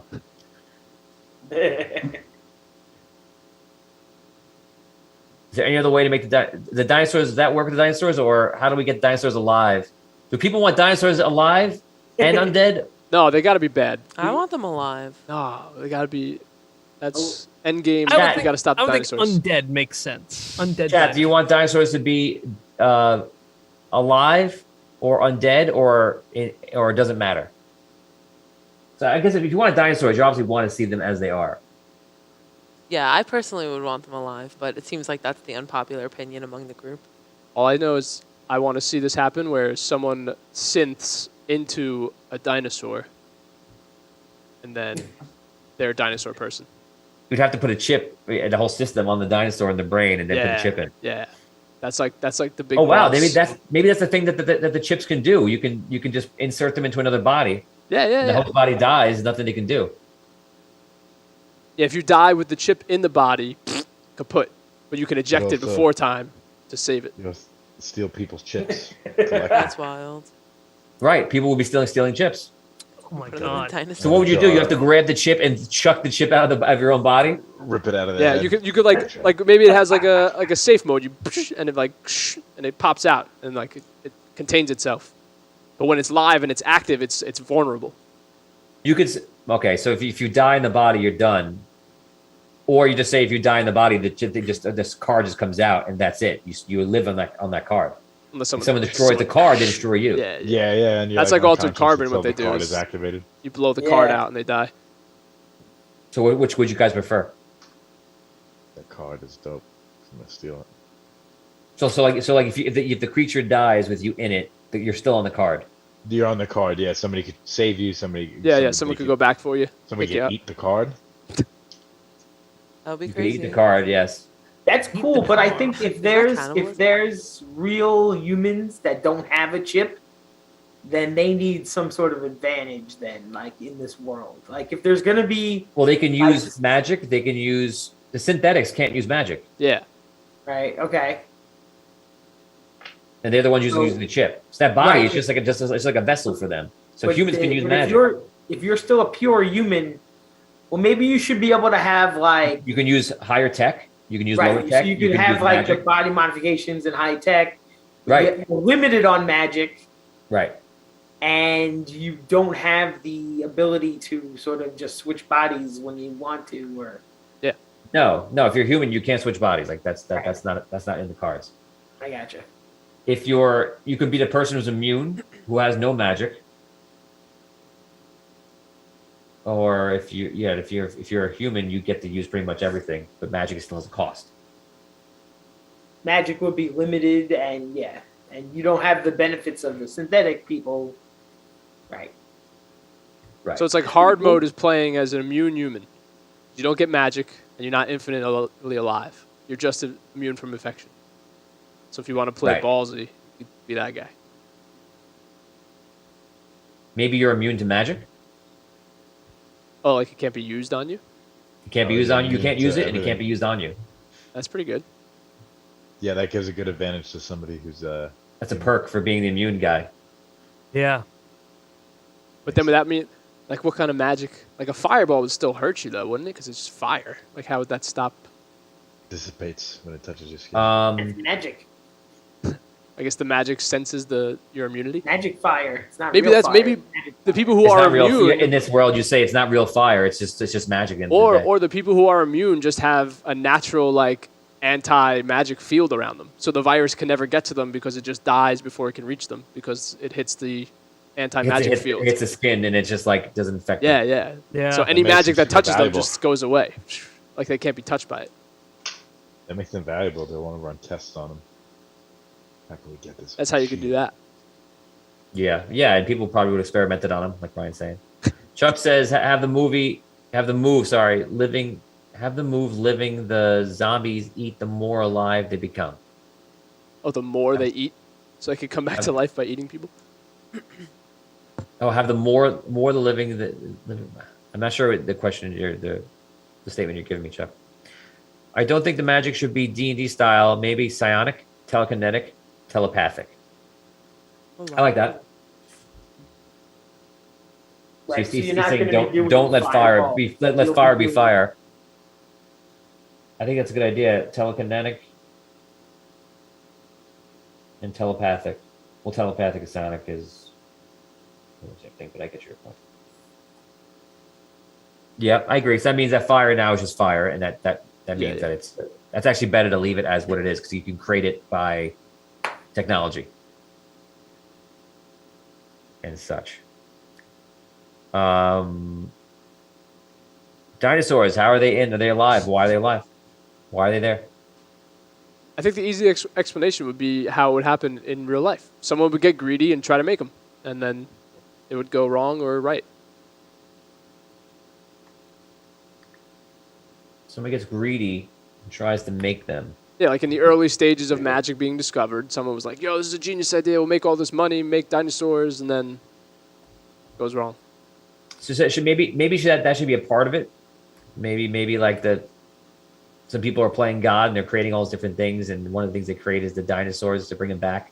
And when they're trying to bring people back, things back to life, they bring dinosaurs back to life.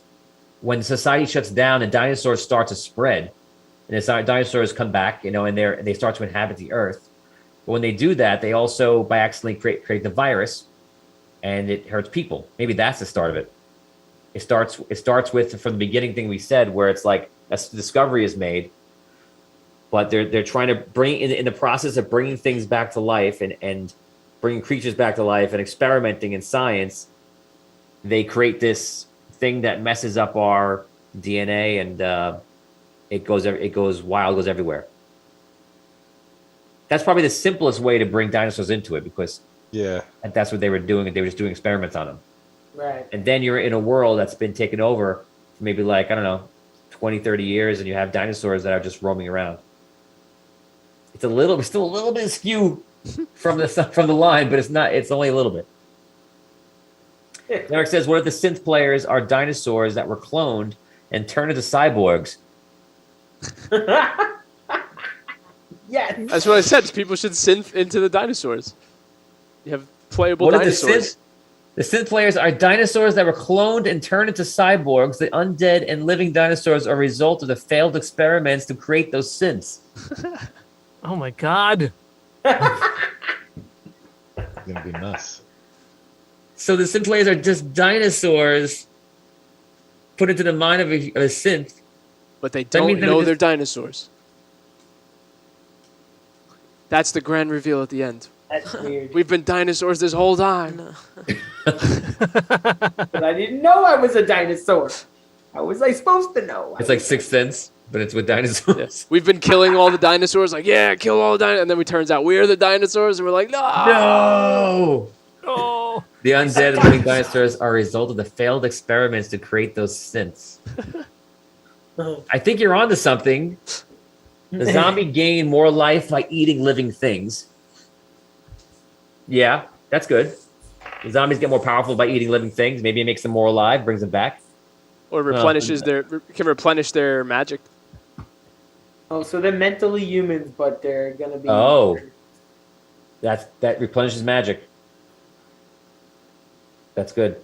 Because it's the brains. It's the brain fluid is magical, so they eat it to recharge their magic. Right, when they eat the brains, they come back. If all the powers are psionic powers, that makes sense.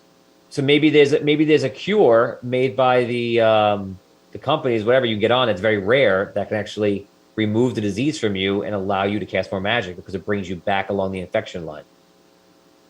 Oh man, that'd be cool. Dan? it's a lot. It's getting very, very. Well, we're creating a whole world. That's like creating Star Wars. We're creating the whole little bits. You think it's too much? I think it's getting to be a little too much. Where would you stop it? Where does Dan Where draw do the line? you draw the line? Where do I draw the line? A dinosaur? Clone There we go. dinosaur synthetics. I was with you up until like the most recent dinosaur conversation. I think if we want to bring dinosaurs into it, it can't just be like dinosaurs running around because there's no way like any problem that we're trying to solve is bigger than the problem of dinosaurs running around the world and killing people. So I think if we want to bring dinosaurs in, it has to be like a looming threat that possibly dinosaurs can be raised as undead opponents that we can have some. Maybe there's like a continent where the dinosaurs took over it. Like we're like, we can't go there because it's real dangerous. Yeah. And then one time we're like, well, now we gotta go there. And then we gotta go deal with the dinosaurs.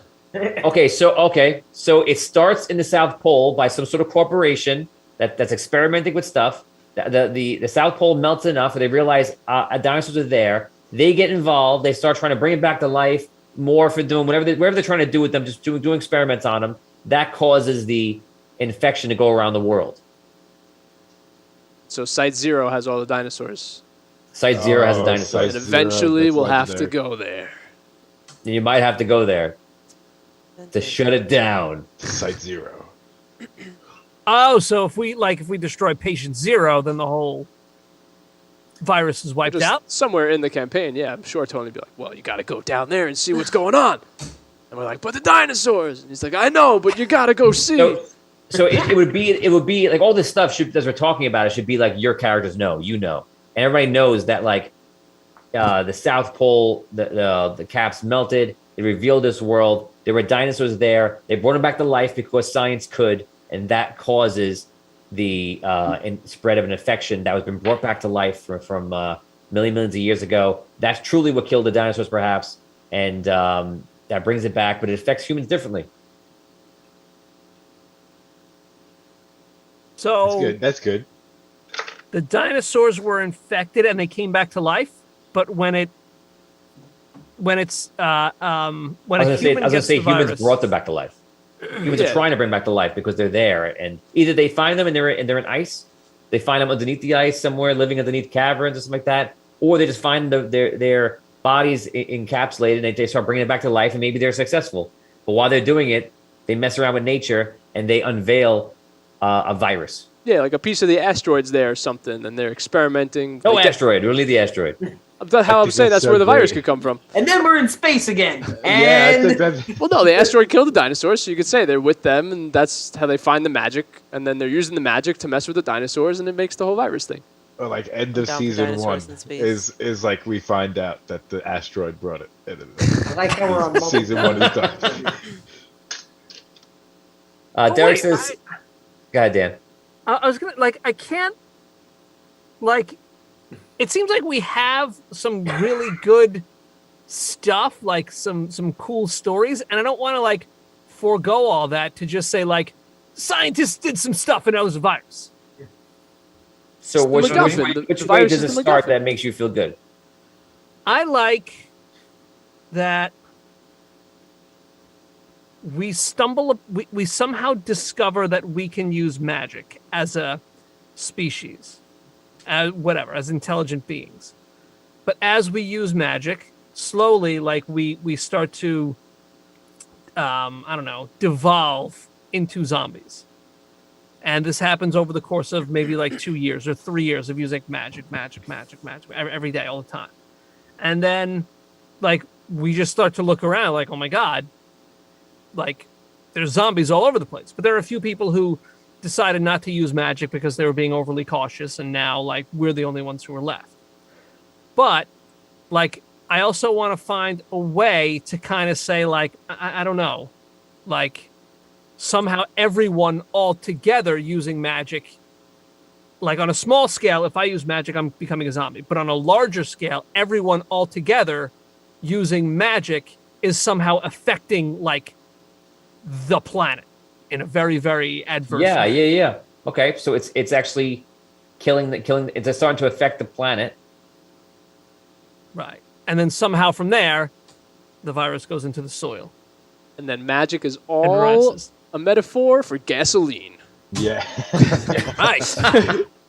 What if the Earth get hit by the biggest solar flare ever to hit the Earth, and it hits everybody with so much gamma radiation that it changes the fundamentals of society? Okay. Which is something that actually happened recently, but it didn't. Obviously, nothing happened. But we passed through a gamma wave, so it hits us with gamma. It changes society, and it does interesting things. And maybe it brings back certain things back to life. Maybe it's how it affects the dinosaurs, melts the polar ice caps, brings back the dinosaurs, gives people magic abilities. I like that. okay. I like the solar flare Yeah. because it instantaneously melts the ice caps. But I'm Wait, trying what? to think. Is that what it's going to be? Really? Because that doesn't really make any scientific sense. If There's it's a also- solar flare, We're also due in real life for a polar shift. So that's actually we're in the middle of it right now. It's actually happening. Oh, the So magnetic there's field? Yeah, the north and south pole are actually flipping. So, and there's a point they're saying that it's like gel, kind of like in a lava lamp, where there's a whole long time where it's just in pieces. But maybe something happens where it switches violently. It's not very exciting though. Yeah, I don't think. I also think it's like- violently in terms of time frame of the whole world though. Right, but So for it's us, not just- one day. It's we'll never notice it happening really in our lifetime. But it'll just, Also, if we use a solar flare situation, that should knock out all the electronic devices. That's on the true, planet. too. That doesn't jive with if we're gonna have technology and be in the future. Well, it knocks out the grids, but only the power cells that were in storage that people started using and bringing out of their storage as the world is already dead. Then those are the things that are around, and then they find ways to bring them back, whatever they can. But they only have those cells. But you've lost all the grid, all the infrastructures are down, all satellites are knocked out. Ah. Okay. it's more cyberpunky technology rather than technology everywhere all the time. So solar mean- flare, ice caps melts. What happens? What's the event? I guess. A coronal mass, a CME, a coronal mass ejection, says Andrew. Yeah. What is that? That's like a solar flare, but also like a bunch of stuff spews out from the sun. Right. Like when it Oh, happens, okay. I think. I think when you see the sun, you see like there's like a ring of fire that forms into like a loop around from the sun and it comes out. That's a That's a mass- CME. Oh, yeah. I Okay. think. That can cause the melting. Derek says, No. Dan, don't ruin dinosaurs for us. We can get dinosaurs. Yeah, in- I agree with into Dan. it. The dinosaurs should just be a localized little problem. That it's like oh no, this is happening maybe, but I don't think it should be a central big giant dinosaur thing. You think dinosaurs should be a part of the story? The story doesn't have to be about dinosaurs. They'll Yeah. just be in the story. So and I agree with that. That's exactly how it should be. So, but why? So why do they come back? They just got the magic has brought them back to life. Yeah, someone brought him back somewhere. Oh, Yeah, I think someone bringing it back, whether it's like the scientist people you're saying, or like That should be like a sub. Like we shouldn't even care how they Some got back. We're story. like, oh god, this guy brought back dinosaurs. Damn it! Like what next? okay. How about this? I'm going to bring back the meteor for Liam for a second. A meteor comes, it hits Earth, it breaks up. The meteor goes around the planet, hits all different places. It eventually causes this whole thing with the infection and the magic, things like that. Huh? Where the meteor hits, those sites are especially radioactive, and especially with the magic, stuff like that, blah, blah, blah. And it brings back the dinosaurs In those areas, in those areas. and Wait a any second. famous dead people who lived in those areas. Yes. Wait a second. So So Hitler's there Oh no! riding a dinosaur and watching Kung Fury. Oh, let's get him! Fight him! he Kill has him! rocket launchers. So wait, so we're saying a meteor hits the Earth now and brings the dinosaurs back? It hits the Earth. It That's where knocks the out. magic comes from. It sends a cloud of dust into the whole sky. It knocks out all of our systems. 1% of society lives. It creates the whole magic / infection thing, and then it does weird things in weird places, which will explain how dinosaurs come in. I like that. I don't think the meteor itself should be an extinction event, though. No, it just breaks up. Yeah. Like I think the 1% of people being alive should be as a result of the abuse of magic, like we were saying with Dan before. So maybe animals are turned. Things are turned into weird creatures and stuff like that. Everything's turned away. Maybe you can have beast-born people. It turns some people like newborn babies into like kind of like the sweet tooth kind of thing, where they're born with half animal, half human being. That's another type of person you could be, a species. Whoa. So it's messing up society. All of a sudden we don't know how, but we see now dinosaurs are starting to walk around too. It's just another part of the whole thing. It messes up the DNA of the world. At the same time, the infection starts, and the infection is starting to eat away at the world, like Dan was saying, and it has to be stopped before the world dies. Jimmy's legendary. That's pretty cool. And it's not there. I don't know if I could think about this anymore. Okay. I'm just like I feel my brain hitting a point where I'm like, I don't Yeah. know. Yeah. I don't know. Okay, so let's stop that there. We talked about dinosaurs and zombies. Enough. I think we have good bones here. Good bones here. Yeah. Yeah. Good dinosaur bones idea. here. We actually have we have a lot of good species you can be. We talked about the tech, the sins, all that kind of stuff. We just got to figure out that last little thing, and we have a quest. And I like it. Guys, let us know how you like it in chat as well. And that'll wrap it up for our session 0 for it. I think I have a name for it. What about Earthfall? Whoa. I like it. Yes. Okay. Right away. That's cool.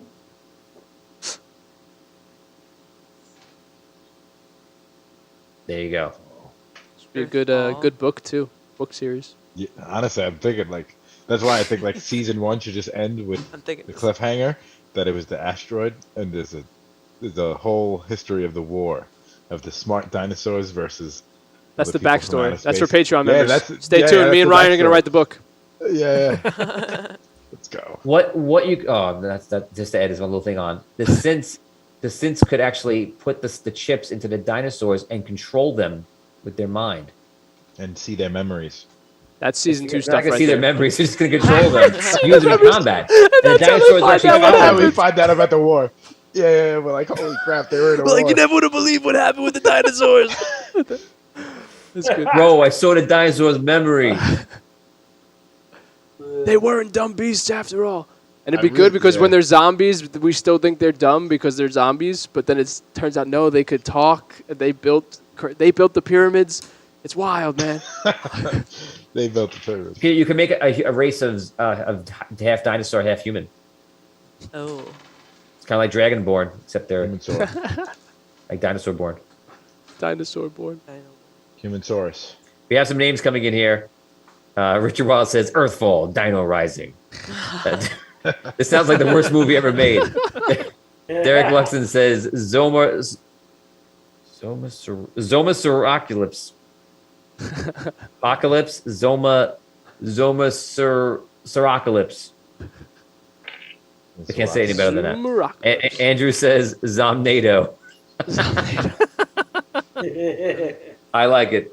Okay, guys, that's going to wrap up our session 0. Thanks for hanging out with us. We appreciate it. Guys, if you haven't done so already, please like this video and please share it out to any friends. If your friends like zombies and dinosaurs, please share it with them because, oh my God, they're in the right place at the right time. This is it.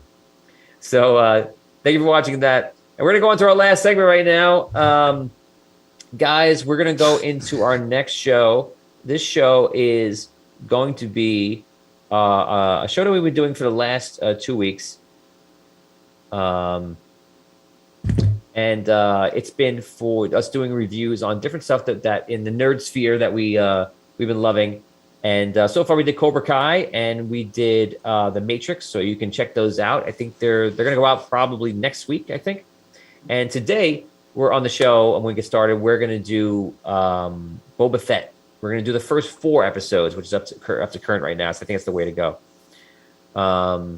So yeah, let's get Vin to log on. Vin, if you're out there, log on right now. I just texted him. And so who here has watched Boba Fett? Not Catherine. Catherine is going to say goodbye. Oh. Why am I on this show watched Boba today? Fett. When they're talking about zombies and dinosaurs. Do you Those like are- any one of those things? I like. Oh no. Wait, that's amazing. I thought we both were gonna stay. That was great.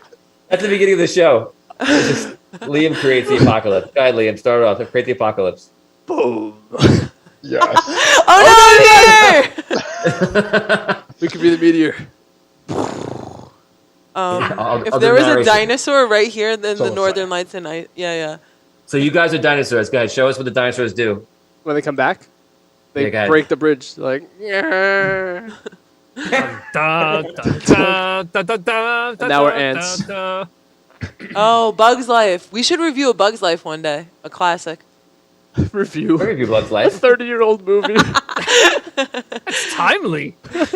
Just in case the people want to know what we think about Bug's That Life. would be an amazing series. Just reviewing really old movies that like clearly everyone's seen, but reviewing it as if it's like, did you guys see this movie? Oh my God. We could do that. You know, when we do Harry And Potter, I'll be ready. Twilight, a saga. Twilight. Oh, here he is. Oh, here he is. Okay.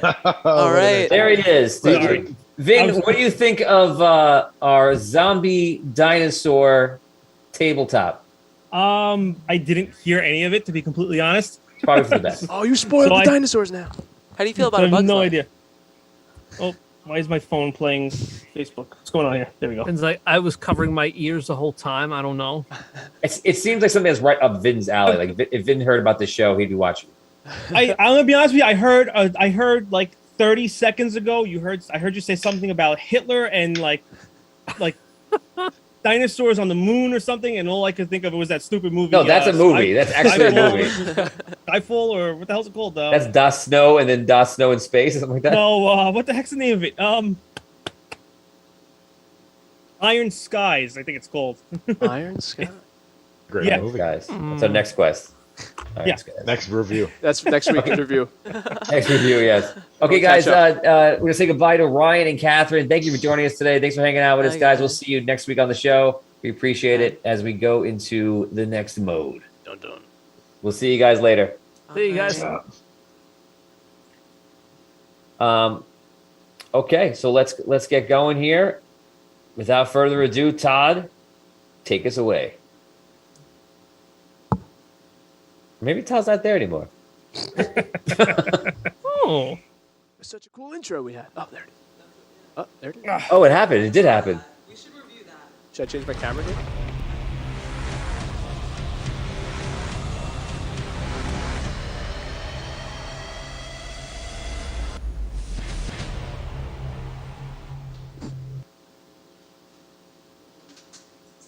Good evening, what is up, and welcome to the Nerd Review. I am Tony Hansen, joined by the rest of the Audio Dungeon crew, and today we are going to review Boba Fett. We're actually going to do episodes 1 through 4, which brings us to current day, and there's a lot going on. I am super excited. I got chilled and yelled at the TV at the end because I realized what I think is happening, and I'm very, very excited. So let's go around. We have Liam, Dan, Damien, and Vin here, and let's go over, guys, for one, I'm pretty sure we've all seen The Mandalorian, and now we're watching Boba Fett, which feels like a slightly different version of The Mandalorian to me. So how do you guys like it so far? Vin, why don't you start?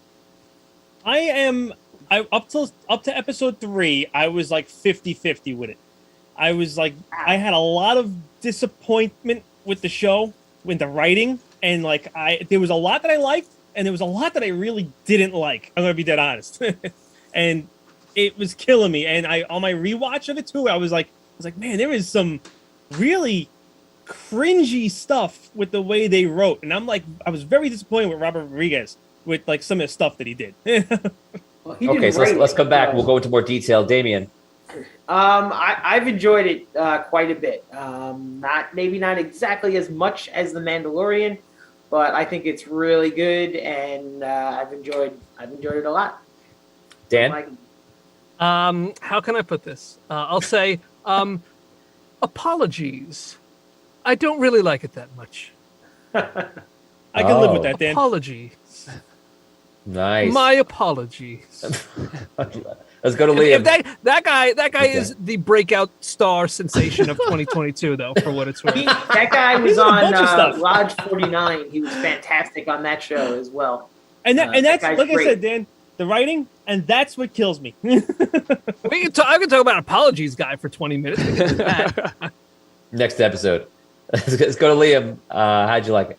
I like it so I look at it, it's kind of weird. I really like the show, but I think Boba Fett as the main character is strange. Like, I feel like if they had used a different, like, it could almost be they could have put any character, and it doesn't have to be connected to Boba Fett in my eyes. Like, I think it's weird that they did that because I don't necessarily like how the story's evolving around him. And if he was just some random new character like we had in The Mandalorian, I think I would like it more. If that makes sense. Gotcha. I would say for myself, I guess similar to Vin, I was like, I like it. Like, I'm enjoying it. And I keep trying to be very, very humble and try to remember all the years that we complained that we had no Star Wars. And I watch it and I go, and I had this exact thought. I was like, I'm watching Boba Fett climb out of the Sarlacc pit. This is a good time.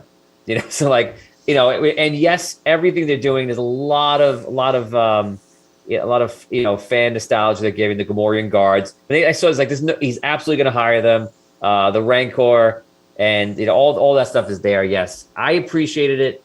I felt like it was lacking, but the second that we went into episode 4, when they go into it's Jabba's palace, I was like, oh, I'm right back there where I hope I would want to be. And that's what I feel like. I feel like 4 set up the tone for the rest of the series. Yes, and I think I'm really hoping that's where it goes. Like they keep with that mentality of like, this is like what we were culminating to with the first 3 episodes. We're gonna give you a little bit of backstory of what happened in the past 5 years of his life, and then we're gonna just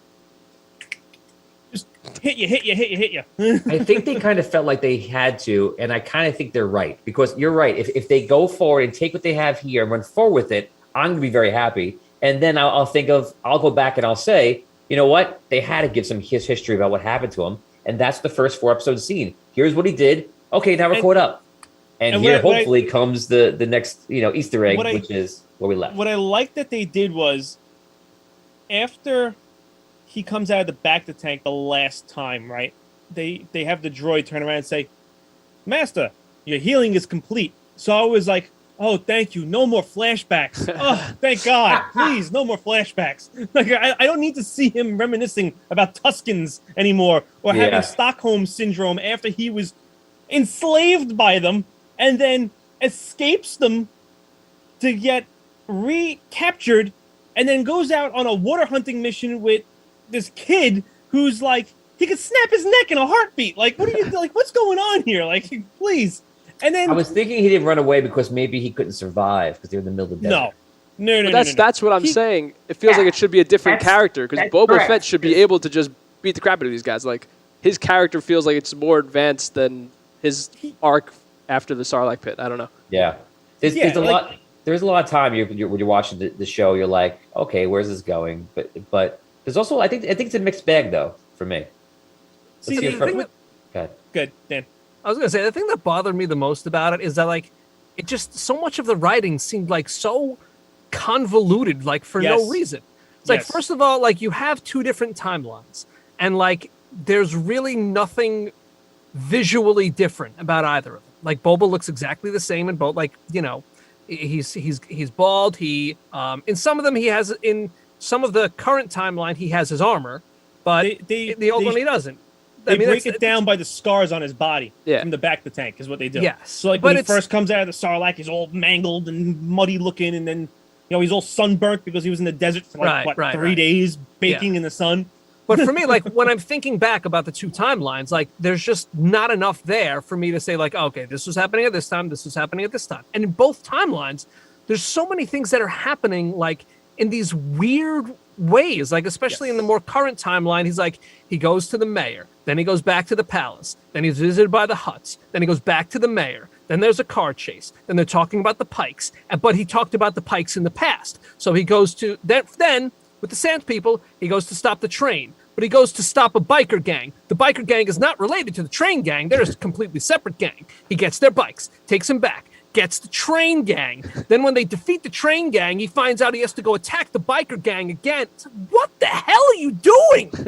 Come on. It made sense to me. All that stuff was not an issue to me at all. I thought it was none of that was a problem. Way too much. My problem with it is that they don't explain to you, like what Dan said, like a little bit, like they don't give you like a hint that this is like 5 years worth of time that this occurs over, right? Like they make it almost seem that like if this happens in a week, no, it doesn't. I disagree with that. It definitely feels like a long time. It on the initial watch through, I did not get that feeling at all. I didn't really get that feeling until I think it was episode 4 when he turns around to like Fennec and he's like, like the past. He said something about the years that he's been at, like the years that he was out in the desert or something after his incident with the Sarlacc, and I was like, oh, okay, so this doesn't take place in like a month. This is like 5 years that he's MIA off the grid, I don't know if it's that long. It's 5 years. Yeah, it's 5 years because time. it's 3 days after it's 3 days after the after Jabba's barge goes down. He goes in and then comes out. It's 3 days later. He sits on the sand for 2 more days, right? Because the Jawas rob him, then he gets picked up by the Tuskens. He gets dragged back by the Tuskens. On day like 6 or 7 is when he's out looking for water with the kid. And then like he comes back and he trains with them. Right? And they don't tell you how long he's training with them for. But it's a long time because if you watch the way they put the prosthetics on him, you can see like the sunburns are healed. A lot of sunburns are healed. And like, you think it's only? What are you basing it on? That it's only 6 days when he goes out for water. The initial time frame, like it's only a couple days. I'm asking you what you're like. That seems like that's a little further along. It might be. No, because like the first day they drag him back, right? You figure maybe a day or two they drag him back to the. No, but clearly they cut away from that and come back to it. No, they don't. Yes, they do. No, they don't, because he gets knocked out after he escapes the first time. He gets knocked out, right? Right, when he breaks the bonds, the dog attacks him, whatever. They knock him out after he fights the guy, the Tusken Raider 1-on-1, right? He gets knocked out. Then the next night he wakes up from being unconscious, and the Rodian is with him, right? Okay. And then he asks the Rodian if they want to. I'm sorry, that's the same day. Hold on, I'm messing this up now. The timeline is weird. That's yeah. Yeah. Well, yeah, but when did all this happen? That's ridiculous. First of all, like you're arguing about like such small detail here, and really like it seems like a little bit longer. He's with them a little bit longer before they allow him to go off with the kid Tusken Raider. Not that much longer necessarily, but it seems like a little bit longer. I have to go back and watch to like confirm because I've only seen it twice. Because if you look at the Tusken Raider, not the Tusken Raider, I'm sorry. If you look at the Rodian, like there's nothing wrong with the Rodian. So the Rodian's not sitting out in the sun for that long, right? Like he looks like he's fresh. Yeah, but it still could be. It still could be a week day, like or 2 weeks. It could be. Even the clothes, like if you look at his clothes, like nothing's dirty on him. Like he's clean. Like he was. What about captured, this? You're really stretching here, Vin. That's what about this? Maybe this kind of helps. What is the length of time between Jabba the Hutt's rule? Because we know Jabba the Hutt dies there. We watch him 5 years. die. Yes. So and then when Boba Fett comes into power, it's 5 years. It's 5. That's 5 years. 5 years. So the question is, you're saying how long is he with? It's got to be at least. He's with at them least for months. 5 years. No, but that's not what we were talking about. We were just talking about at the beginning. Yeah. So in the Tuskens. Yeah. So I just want to get just my own understanding. So the Tuskens, I mean, he probably has to be there for months at least. No, longer than that probably. He was there 5 years. He's literally with the Tuskens for 5 years. So the whole 5 years is with the Tuskens, pretty much. Yeah. A lot of it, maybe not the whole 5 years, but a lot of it. It seems like in episode 4, they're talking about like he's been away, blah blah blah. You gotta remember, it does seem like it was a while. 4, right? By episode 4, he's released from the Tuskens because he stopped the Pike. He stopped the train and the Pikes from like episode killing 4. the Tuskens. Episode 4, way past that. I'm sorry, episode 3 is when he leaves them, right? But episode 4 is when they show the flashback of him going and finding her, and that's right after the Tuskens are killed. Because he leaves, right. He goes to get the money from the Pikes in Mos Eisley. The Pikes tell him, "No, we're not paying you. You have to go and stop the biker gang." So he's going back to the Tuskens to get help to go stop the biker gang, and the biker gang has killed the Tuskens. So at that point, he burns all the bodies, he gathers up his stuff, and he leaves. And then the next thing you know is it's him riding the same Bantha, and he finds what's it called? Maybe like 2 or 3 days later. Fennec. Yeah. He finds Fennec like 2 or 3 days later because he's stopped at night and he's camping and he sees the flares go up. But here's my question more than anything. Like, of all the things, and I think Liam touched on this before. Like, of all the cool things that you could choose to tell a story about Boba Fett, whether it's like his bounty hunting days in the Empire, like before Empire Strikes Back, like, why are we focusing on a story of like this character who's so cool and so built up as this like emotionless bounty hunter? Now we see him like trapped in a small city in Tatooine, like living life as a crime lord. Because and a compassionate crime lord. He is compassionate, yeah. Well, they explain that. They explain that. He's changed a lot over the past 5 years. He doesn't want to be the loner anymore. He had a near-death experience. And what he says is good. And now he's become reborn in a lot of ways. And he's saying, I'm tired of people they don't know what these rulers don't know what they're doing. I'm tired of working for people that are going to get me killed. It does make sense. It does make sense. And you need like the moment to make him go through that was how long was he in a Sarlacc pit for? It's almost like a midlife crisis he goes through. Yeah, that's how they paint it. The other end. But I'm with Dan. It's like Boba Fett, I wanted to see him be the cool, ruthless bounty hunter stuff. Like this could But be you gotta any, understand, like too. they're just using his name as, guess- look, this is the Yes, character. and Like I it could be agree anybody. with that, but you can't do that with the actor, right? Because if you want to use the actor that is Right. Right. the clone, right? If you want to use him, the guy's in his 60s. I mean, you can't pull off a 35-year-old Boba Fett action series anymore. Like I mean, that's he's mostly in his done. helmet the whole time. You could just have a stunt double. Perhaps we need to like be humble once again and look at it and realize if you want to see a Boba Fett type figure in his prime, watch The Mandalorian because you got it. And they Correct. probably had that conversation. And if you want to watch Boba Fett, then watch that. But I think we're gonna after now the last episode we saw, episode 4. I think they're gonna give us like, okay, we understand that Boba Fett on his own can only go so far. We want to respect the lineage and the story of him, and if it goes as Vinny says, from here on together and they're working together going forward, then that's fantastic. We are kind of getting both those things in the story that makes sense.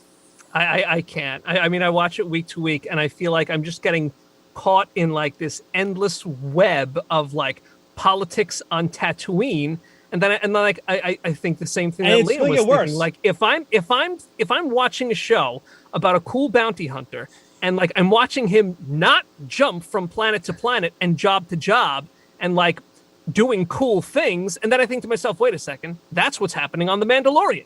So then I think, okay, they thought to make The Mandalorian, they made The Mandalorian, then they set out to make the Book of Boba Fett, and they said, wait a second, this can't be the exact same show as The Mandalorian.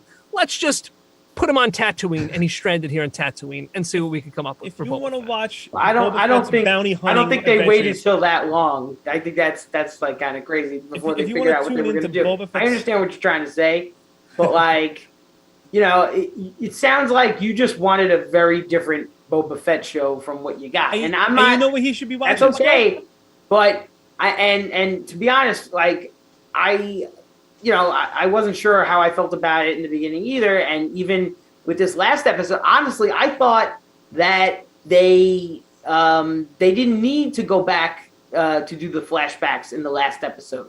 I felt like a lot of that was like kind of redundant and stuff that we kind of knew. Like it was very easy to put the points together on a lot of that stuff that happened in like the first half of that episode that we flashed back, and you just didn't need to go back to again. But they did. It's fine. Not a big deal. I still think the show is good. It's certainly, I guess it's part of his story that clearly you're not interested in. I guess I think they had to tell it, but it's different. I mean, it's what they decided to go with. It's what Jon Favreau decided to write. And like whatever, like it's the story that they're telling. Like I feel like you're almost looking for an entirely different show, which could have been cool too, but it probably wasn't going to be Boba Fett. Like he should be watching is Bad Batch. What he wants to watch is Bad Batch. Yeah, and you know what? Bad Batch is awesome. You should go watch Bad Batch. Bad Batch is good. What you're describing is Bad Batch. I've watched Bad Batch, and I thought Bad Batch was pretty good. Yeah, I enjoyed it. I think the show's good. I just think they shoehorned in Boba Fett. Yeah. Like it doesn't. Like that's what they it is. did. Yeah, they did. They absolutely did. They gave everybody the.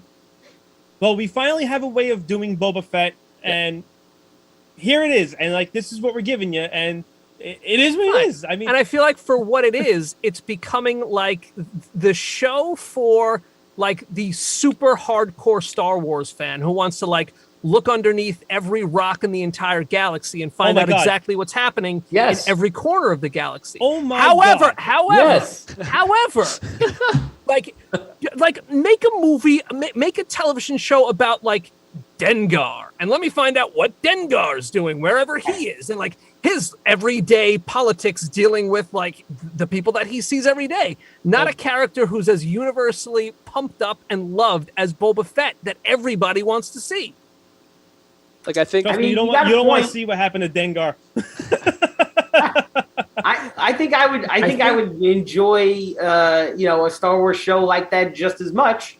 But this, it's like they're trying to do this Boba Fett thing.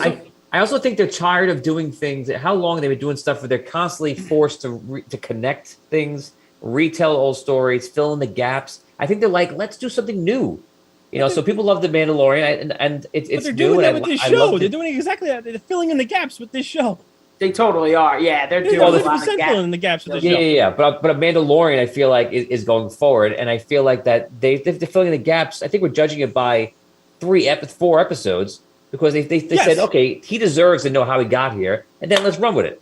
So they had to give us that's that. what I'm really hoping that they're attempting to do, because, like I said before, you know, like they said, you know, your healing's done, back the tank is done. That means he doesn't have to go into back the tank no more, and we're not gonna get no more of those flashbacks. Like, there's no reason for any Maybe. more flashbacks. It's like, I hope. I think That's we're what you're going hoping. flashbacks. But who knows? No, I want them to put him in the back to tank every episode, and just to get ripped out by the Wookiee guy every episode. Just they That keep was cutting awesome. back. They're just like, come on. I love him. I love Yeah, the he's cool. Wookiee. That was a good So- fight. That was pretty cool.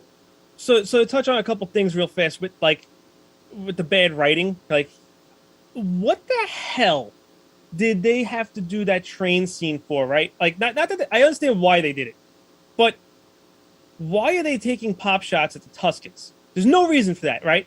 The Tuskens could hide behind 1,000 different sand dunes. They're in the middle of a desert.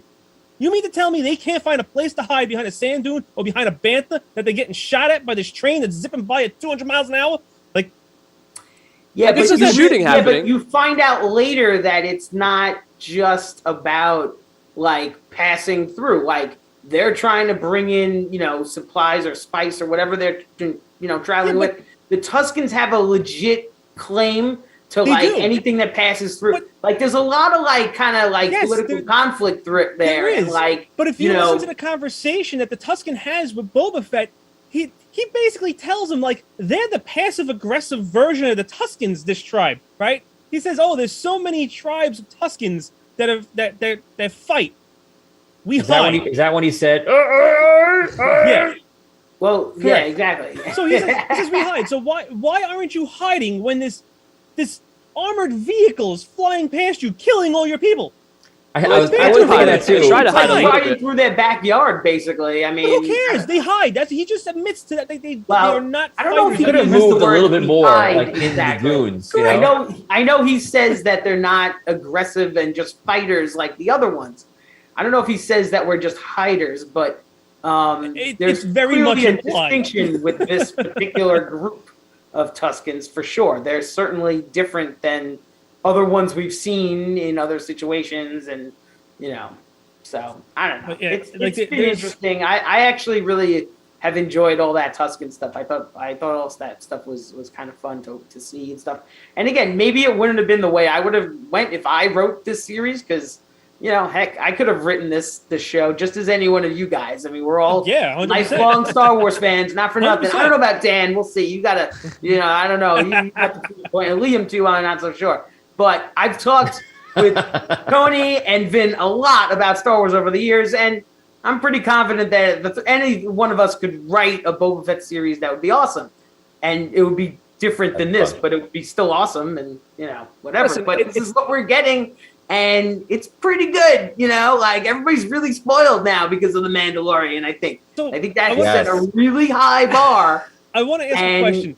And I agree. think, you know, I just think it's he stuff should to have live been up to. better. He should be better with the stick than he is.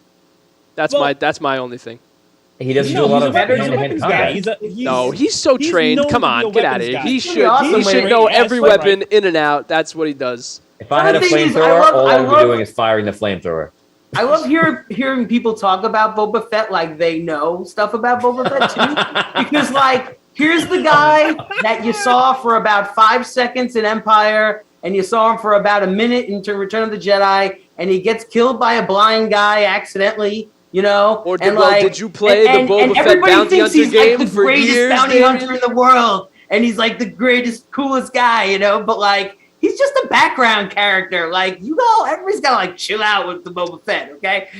There was the Bounty Hunter video game on GameCube, Damien, and he was Whatever. a boss in that game. So you cannot tell me Whatever. he does not let deserve me to ask you. use the Let me stick. ask you a quick question here, right? I guess this is more for Damien than anybody else, right? So, when Boba Fett comes out of the Sarlacc pit, right? He fights his way out. He crawls his rear end out of the Sarlacc I pit. like the original better when Dengar and the other guy come help him get Help out. him. Correct. Yeah. He Yes. has help to get out originally. Yes. So he gets out, and he's on he's on the sands, and the Jawas come, and they steal his shit. Yeah. Right. So now he knows when he exited the Sarlacc pit, he was in his full regalia. Clearly he didn't. That's just it. I know, but like, because he gets. Why would he go back to the? He gets the oxygen.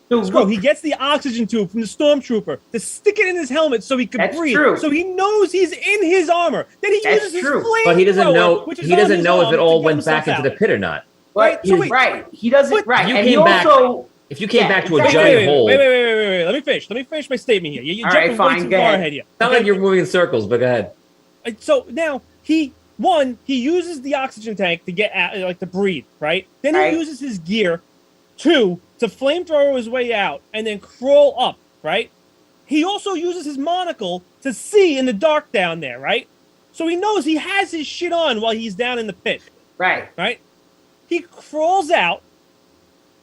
The Jawas come. They strip him, right? They knock him out after he's looking up at them. Why does he go back into the pit? He clearly knows, like when he exited this pit, he had his stuff on. Can I answer this? But maybe not. Maybe not. Can I answer this? So he was out cold, so he doesn't remember that. He doesn't know that. He mentioned, you can imagine he talks to the Tuskens and everything else, but they just say, no, we didn't see your armor. So if I went back to look for my armor, which was located around a giant pit into this epic monster, and the armor's not there, the first thought might be like, Jesus, it fell into the. So he looks. As a person, I would be like, wait a second, I crawled out with my stuff on. I know I didn't take it off. So the Sarlacc didn't strip me. Who took too many whacks to the head with the stick. You just kept getting I think you still have to check. I think that was a very real world moment. Like you would check. Like if you put it all together, you're like, it's probably not there, but like, what am I gonna do? I'm not gonna look. Plus, I think that I would also probably not probably, but I also feel that like even though he crawled out, basically himself after having been passed out in the desert for days or whatever it is, and almost left for dead next to that hole. His memory is going to be really foggy after that, especially like how much time passes. I mean, think about it, man. Like he was like almost died out there on the sand. Like it's not a stretch to think like that he misremembers and is like, oh yeah, it's probably down there. Like I get that though, but logically, right? You went in with your armor on. Nobody is stripping you while you're inside the Sarlacc pit. You didn't strip yourself. He doesn't know. He clearly doesn't know. All he knows is the last time he had his armor was when he was in there. Because he does know, because he's flashbacking to it. He's remembering it as he's in the back of the tank. That's a good point. That's a good point. He's in the back of the tank, remembering the whole goddamn thing. 1 point for Vin there. I don't know.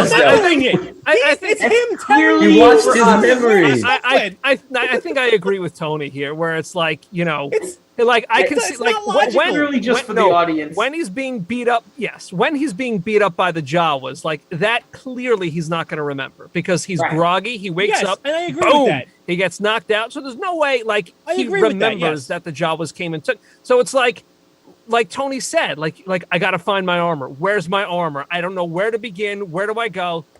Might as well go check out the Sarlacc pit. Like from a Boba Fett character standpoint, I feel like it's justified that he went back there. But as like someone watching the show, I felt like that was another scene where it was like, we're just like throwing scenes at me that I feel like just don't need to be in the show. Yes. And then, all right, so here's another thing that gets me. There's a lot of that. So back to Dan's point about like the whole timeline things and things going bouncing around all over the place. When he's getting ready to escape with the Rodian, right? He turns around, he goes, we can go back to Anchorhead and we can get my ship and we can get out of here, right? Yes, no, right? Yeah. Wait, what were you talking about? The Rodian when they're in the camp. When he's talking to the Rodian, he goes, do you want me to cut your chains? He goes, I can go to Anchorhead, we can get my ship and we can fly out of here, he tells him, right?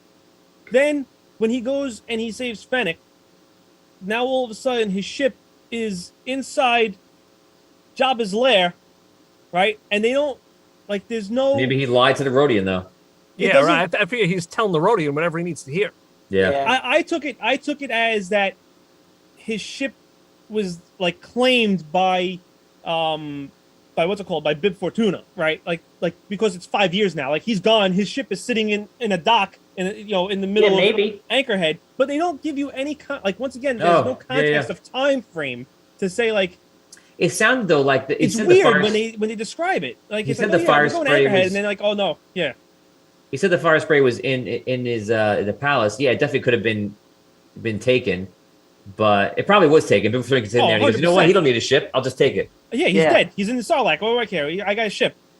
And that makes sense. But once again, like the whole time frame thing, like they don't, like they throw these blurbs at you, like, oh yeah, I'll give you this piece of information, but they don't give you any substance of like when or where or how long it's occurred. I think watching what Favreau did with Mandalorian, I think he did a great job in my opinion, and I think it's just about here, like you were saying before, Ben. I think it's about here just giving him the time. Like we've only seen the first 4 episodes. There's 6, right? 7 episodes. 7.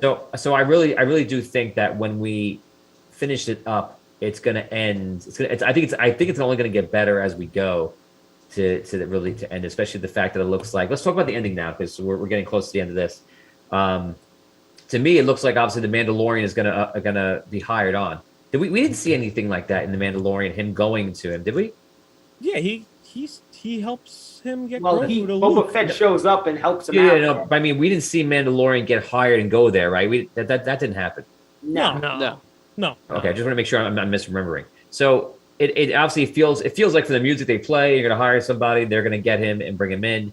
That would be awesome. Well, they play Mando's music when they have that conversation at the end. Right. Like when she's talking to him, she's like, "Yeah, if there's people for the right price, you get the right people, basically." And like they play the music, yeah, and it's like, "Oh, all right, what are you doing here?" Yeah, I got up and yelled. They went, "Yes!" And Therese looked at me and she's like, "What happened?" I was like, "Did you hear it? It was the music of the Mandalorian." So that's awesome. We'll see. The other thing I think they're going to do too is I think it's going to be more than just the Pikes, because if you, I'm going deep here, and I don't know if any of you are going to know what the hell I'm talking about. Maybe let's do it quick because I want to wrap it up. Think they're bringing the Black Sun? I think they're bringing in the Black Sun, and I think it's going to be what's her name, Amelia Clark. So it's basically another bigger crime organization they're going to bring in, which would make sense. I mean, so she would be like in the 60s, 70s. She'd be roughly the same age. Well, no, she'd be like the same age as Han Solo at that point. So yeah, maybe not quite that old. But maybe 50. Yeah, maybe 50. And the reason I say this is if you look at the Pike symbol, right, when he's talking to the guy, it's circular.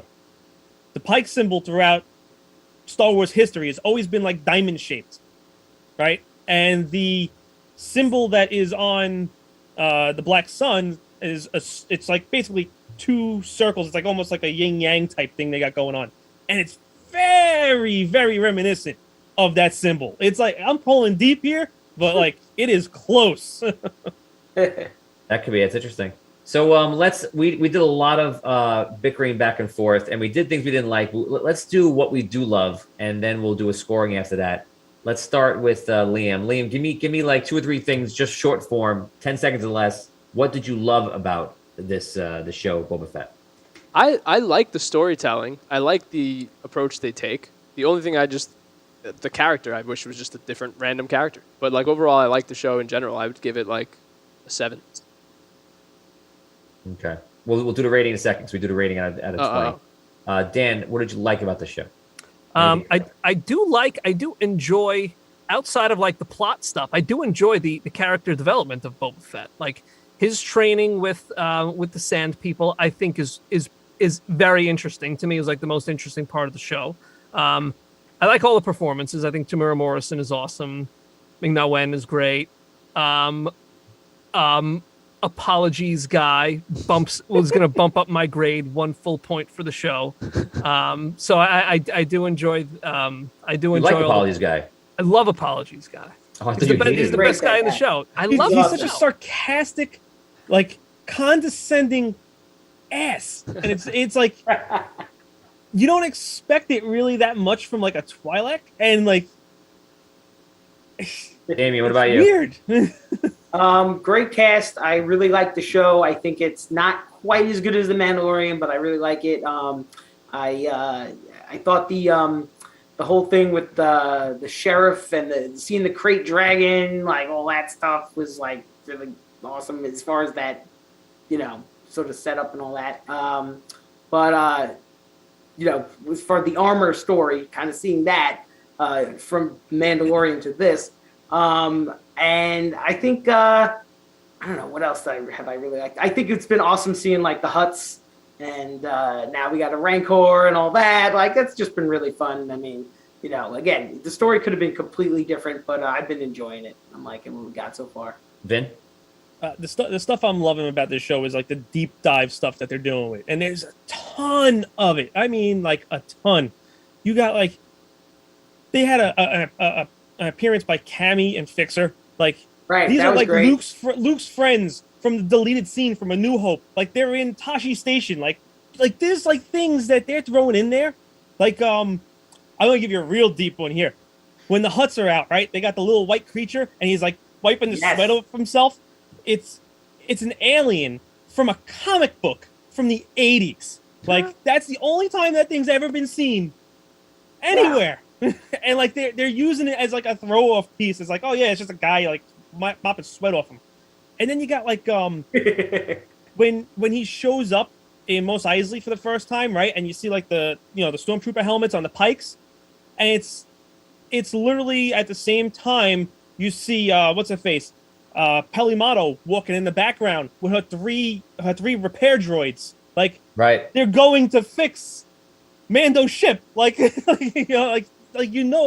so many little details in there, and they're amazing. And like they throw a reference when Boba Fett is talking about wanting to ride the Rancor, right? He's like, oh, I've ridden creatures 10 times this size.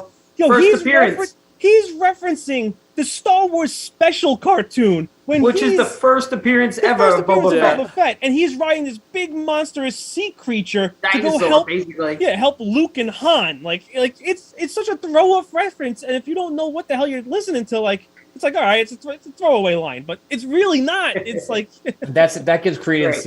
That gives credence to it. Like this is a show for for the deep fan. This is nostalgia.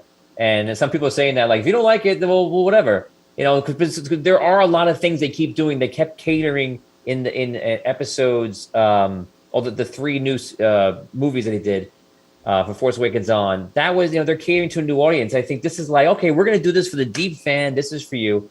And I'll add what I liked is I liked the scenes. Like you guys were saying, a Sarlacc pit seemed like an extra scene. I like that extraness. The old type of movies, and especially the cowboy movies, if you ever watch the older films, they have a lot of added scenes that don't need to be there. They don't help the story move along. They perhaps color around the story, and it's nice to get that. But today's cinema only has scenes that move the plot in a pace. And the old ones had plenty of scenes where it's just like the lifestyle of these people on this ranch, and that's how it was. I like those scenes. I like watching him be the crime boss. I like him doing his stuff, and I feel like I'm almost like watching, in the life of Boba Fett. So I enjoy that stuff. My favorite was episode 4 when they're breaking into his palace. I thought that was a good time. That felt like Star Wars to me. 100%. Yeah, that was great. Episode 4 was my favorite. Turned the whole series around for me, and I was like, all right. Yeah, that was great. I can like really get behind this now. Yeah. Whenever he went to the back of the tank, I was always like, oh, I want to see more of the other stuff. But I did like some of the stuff they went to. But again, I'm happy. I love the series. I think it's great. I like Mandalorian so far better, but I think that this one is going to keep rising up and take a place near Mandalorian. Just give it its time. So let's finish it off on ratings. I got one quick thing for you, Tony. Do we have like 2 more minutes? I got 2 more things I want to bring up real fast. Sure. You're going to enjoy these. Trust me. Okay. So the biker gang, right? When they come out of the bar, and he sends the kids after the mayor, right? This irked the hell out of me, right? You got the 4 kids. It was the slowest, fastest chase I've ever seen filmed on TV. Like it was. Yeah, it wasn't a good chase. It was weird. It felt like they weren't able to move them that fast. Correct. And like, you know why? Because they're in that video wall. They have a video wall set where it comes around, and they can only do so much in it. But So Again, so like we're they getting a do Boba Fett story. Like we shouldn't complain. Right. but They're they spoiled. do the They're so chase. spoiled. Right? They do the chase. One, I don't even know why they need the kids to do the chase, right? Because at the end of the chase scene, after he crashes into the fruit cart, which by the way is also another throwaway to Rebels the cartoon. It's the what the hell they call them? The Meluron melons or whatever the hell they are that he crashes into. So all of a sudden, Boba Fett shows up flying out of the sky on his jetpack. Right. Why did you just have these kids chase him when you could have just flew? Well, he's employing them. You know, they didn't have jobs. He's got to give them something to do. If he's going to pay them, How they they got to gonna learn if they work. don't start chasing down things? Exactly. You know? And the one part about the chase I liked is when they rode up next to him and they were using their augmented things to stop the vehicle. Like that was kind of neat for a second, even though that scene wasn't the best. Now that we took the last 2 minutes to go back and bash more things that Vinny doesn't like about I this got Star Wars show. good stuff in there too. Let me get to the good stuff. Let's hear some good stuff because we know you love this show, but it doesn't sound like it. All right, once again with the chase scene, right? Like he drives through the artwork, right? So the artwork is Ralph McQuarrie's concept drawing of Jabba's palace. Like that's the concept art that they have of Luke standing off with Jabba. I love that they McQuarrie's drive artwork. through. It's fantastic. And the scene when he's building the gaffy stick is McQuarrie's concept art for the broken down what's it called, Tatooine sunset there. Like you see the sunset and like it's just that archway piece that he's under. Oh, it's that's the same thing. You're talking about that's what he fights with the Tusken? When they're crafting his the melee archway. Yeah, that's cool. Okay, very nice. stuff. So let's go now. Let's rate it and finish it on that. This is a score of 1 out of 20 for us, our tabletop lovers. 1 is a critical miss, and 20 is a natural 20. We'll start from left to right on the screen. Liam, you're up first, and Dan, you're next. Liam, what do you got? 1 to 20. I'd say like a 14 and a half, 15. Something like that. 14, 15. Dan's eyes just bugged out of his head. Dan, what? Wow. What do you think? I was gonna go with and again my love for apologies, Major Domo bumps this up. Love it. But it's going it's up to a 10. Wow. And I'm gonna say that, and I'm doing it with the mindset that I believe of where they're going is gonna have the Mandalorian in. It's gonna be a lot more action. We're not gonna do the back stuff anymore. I'm happy with what they did, but I do have a brighter sense of the future. I think I'm gonna give it a 15 as well. I think that it's gonna there, and I feel like it'll hit the 15 and maybe even go higher depending on how they finish out. Damien? After the first 4 episodes, I'm gonna go. Debating. I'm gonna say a solid 17. Ooh. Yeah, solid 17. High praise. Dan does not compute.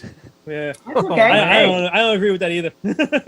Whatever. To each his own, you know? Ben, what do you say?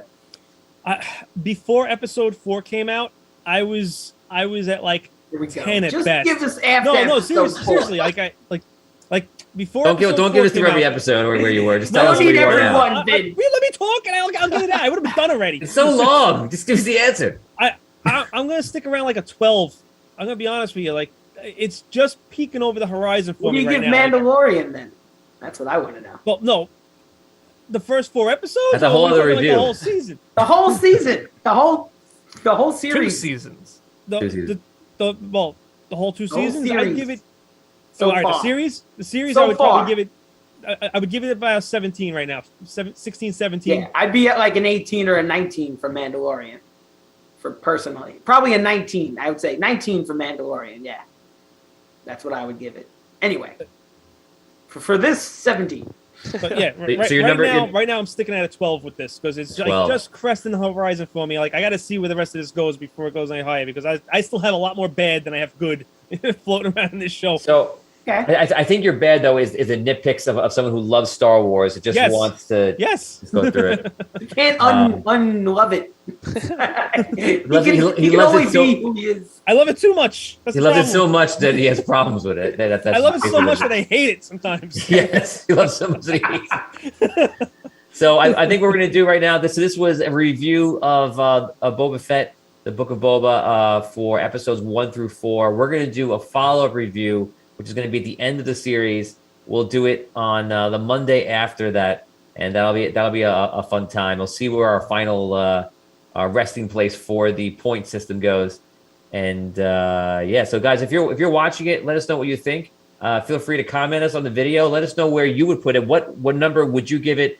And what are your favorite points and what are your down points? Do you like the back to stories from the back to tank? You know, That's what it should have been called. Boba Yeah. Fett. Stories from the back to tank.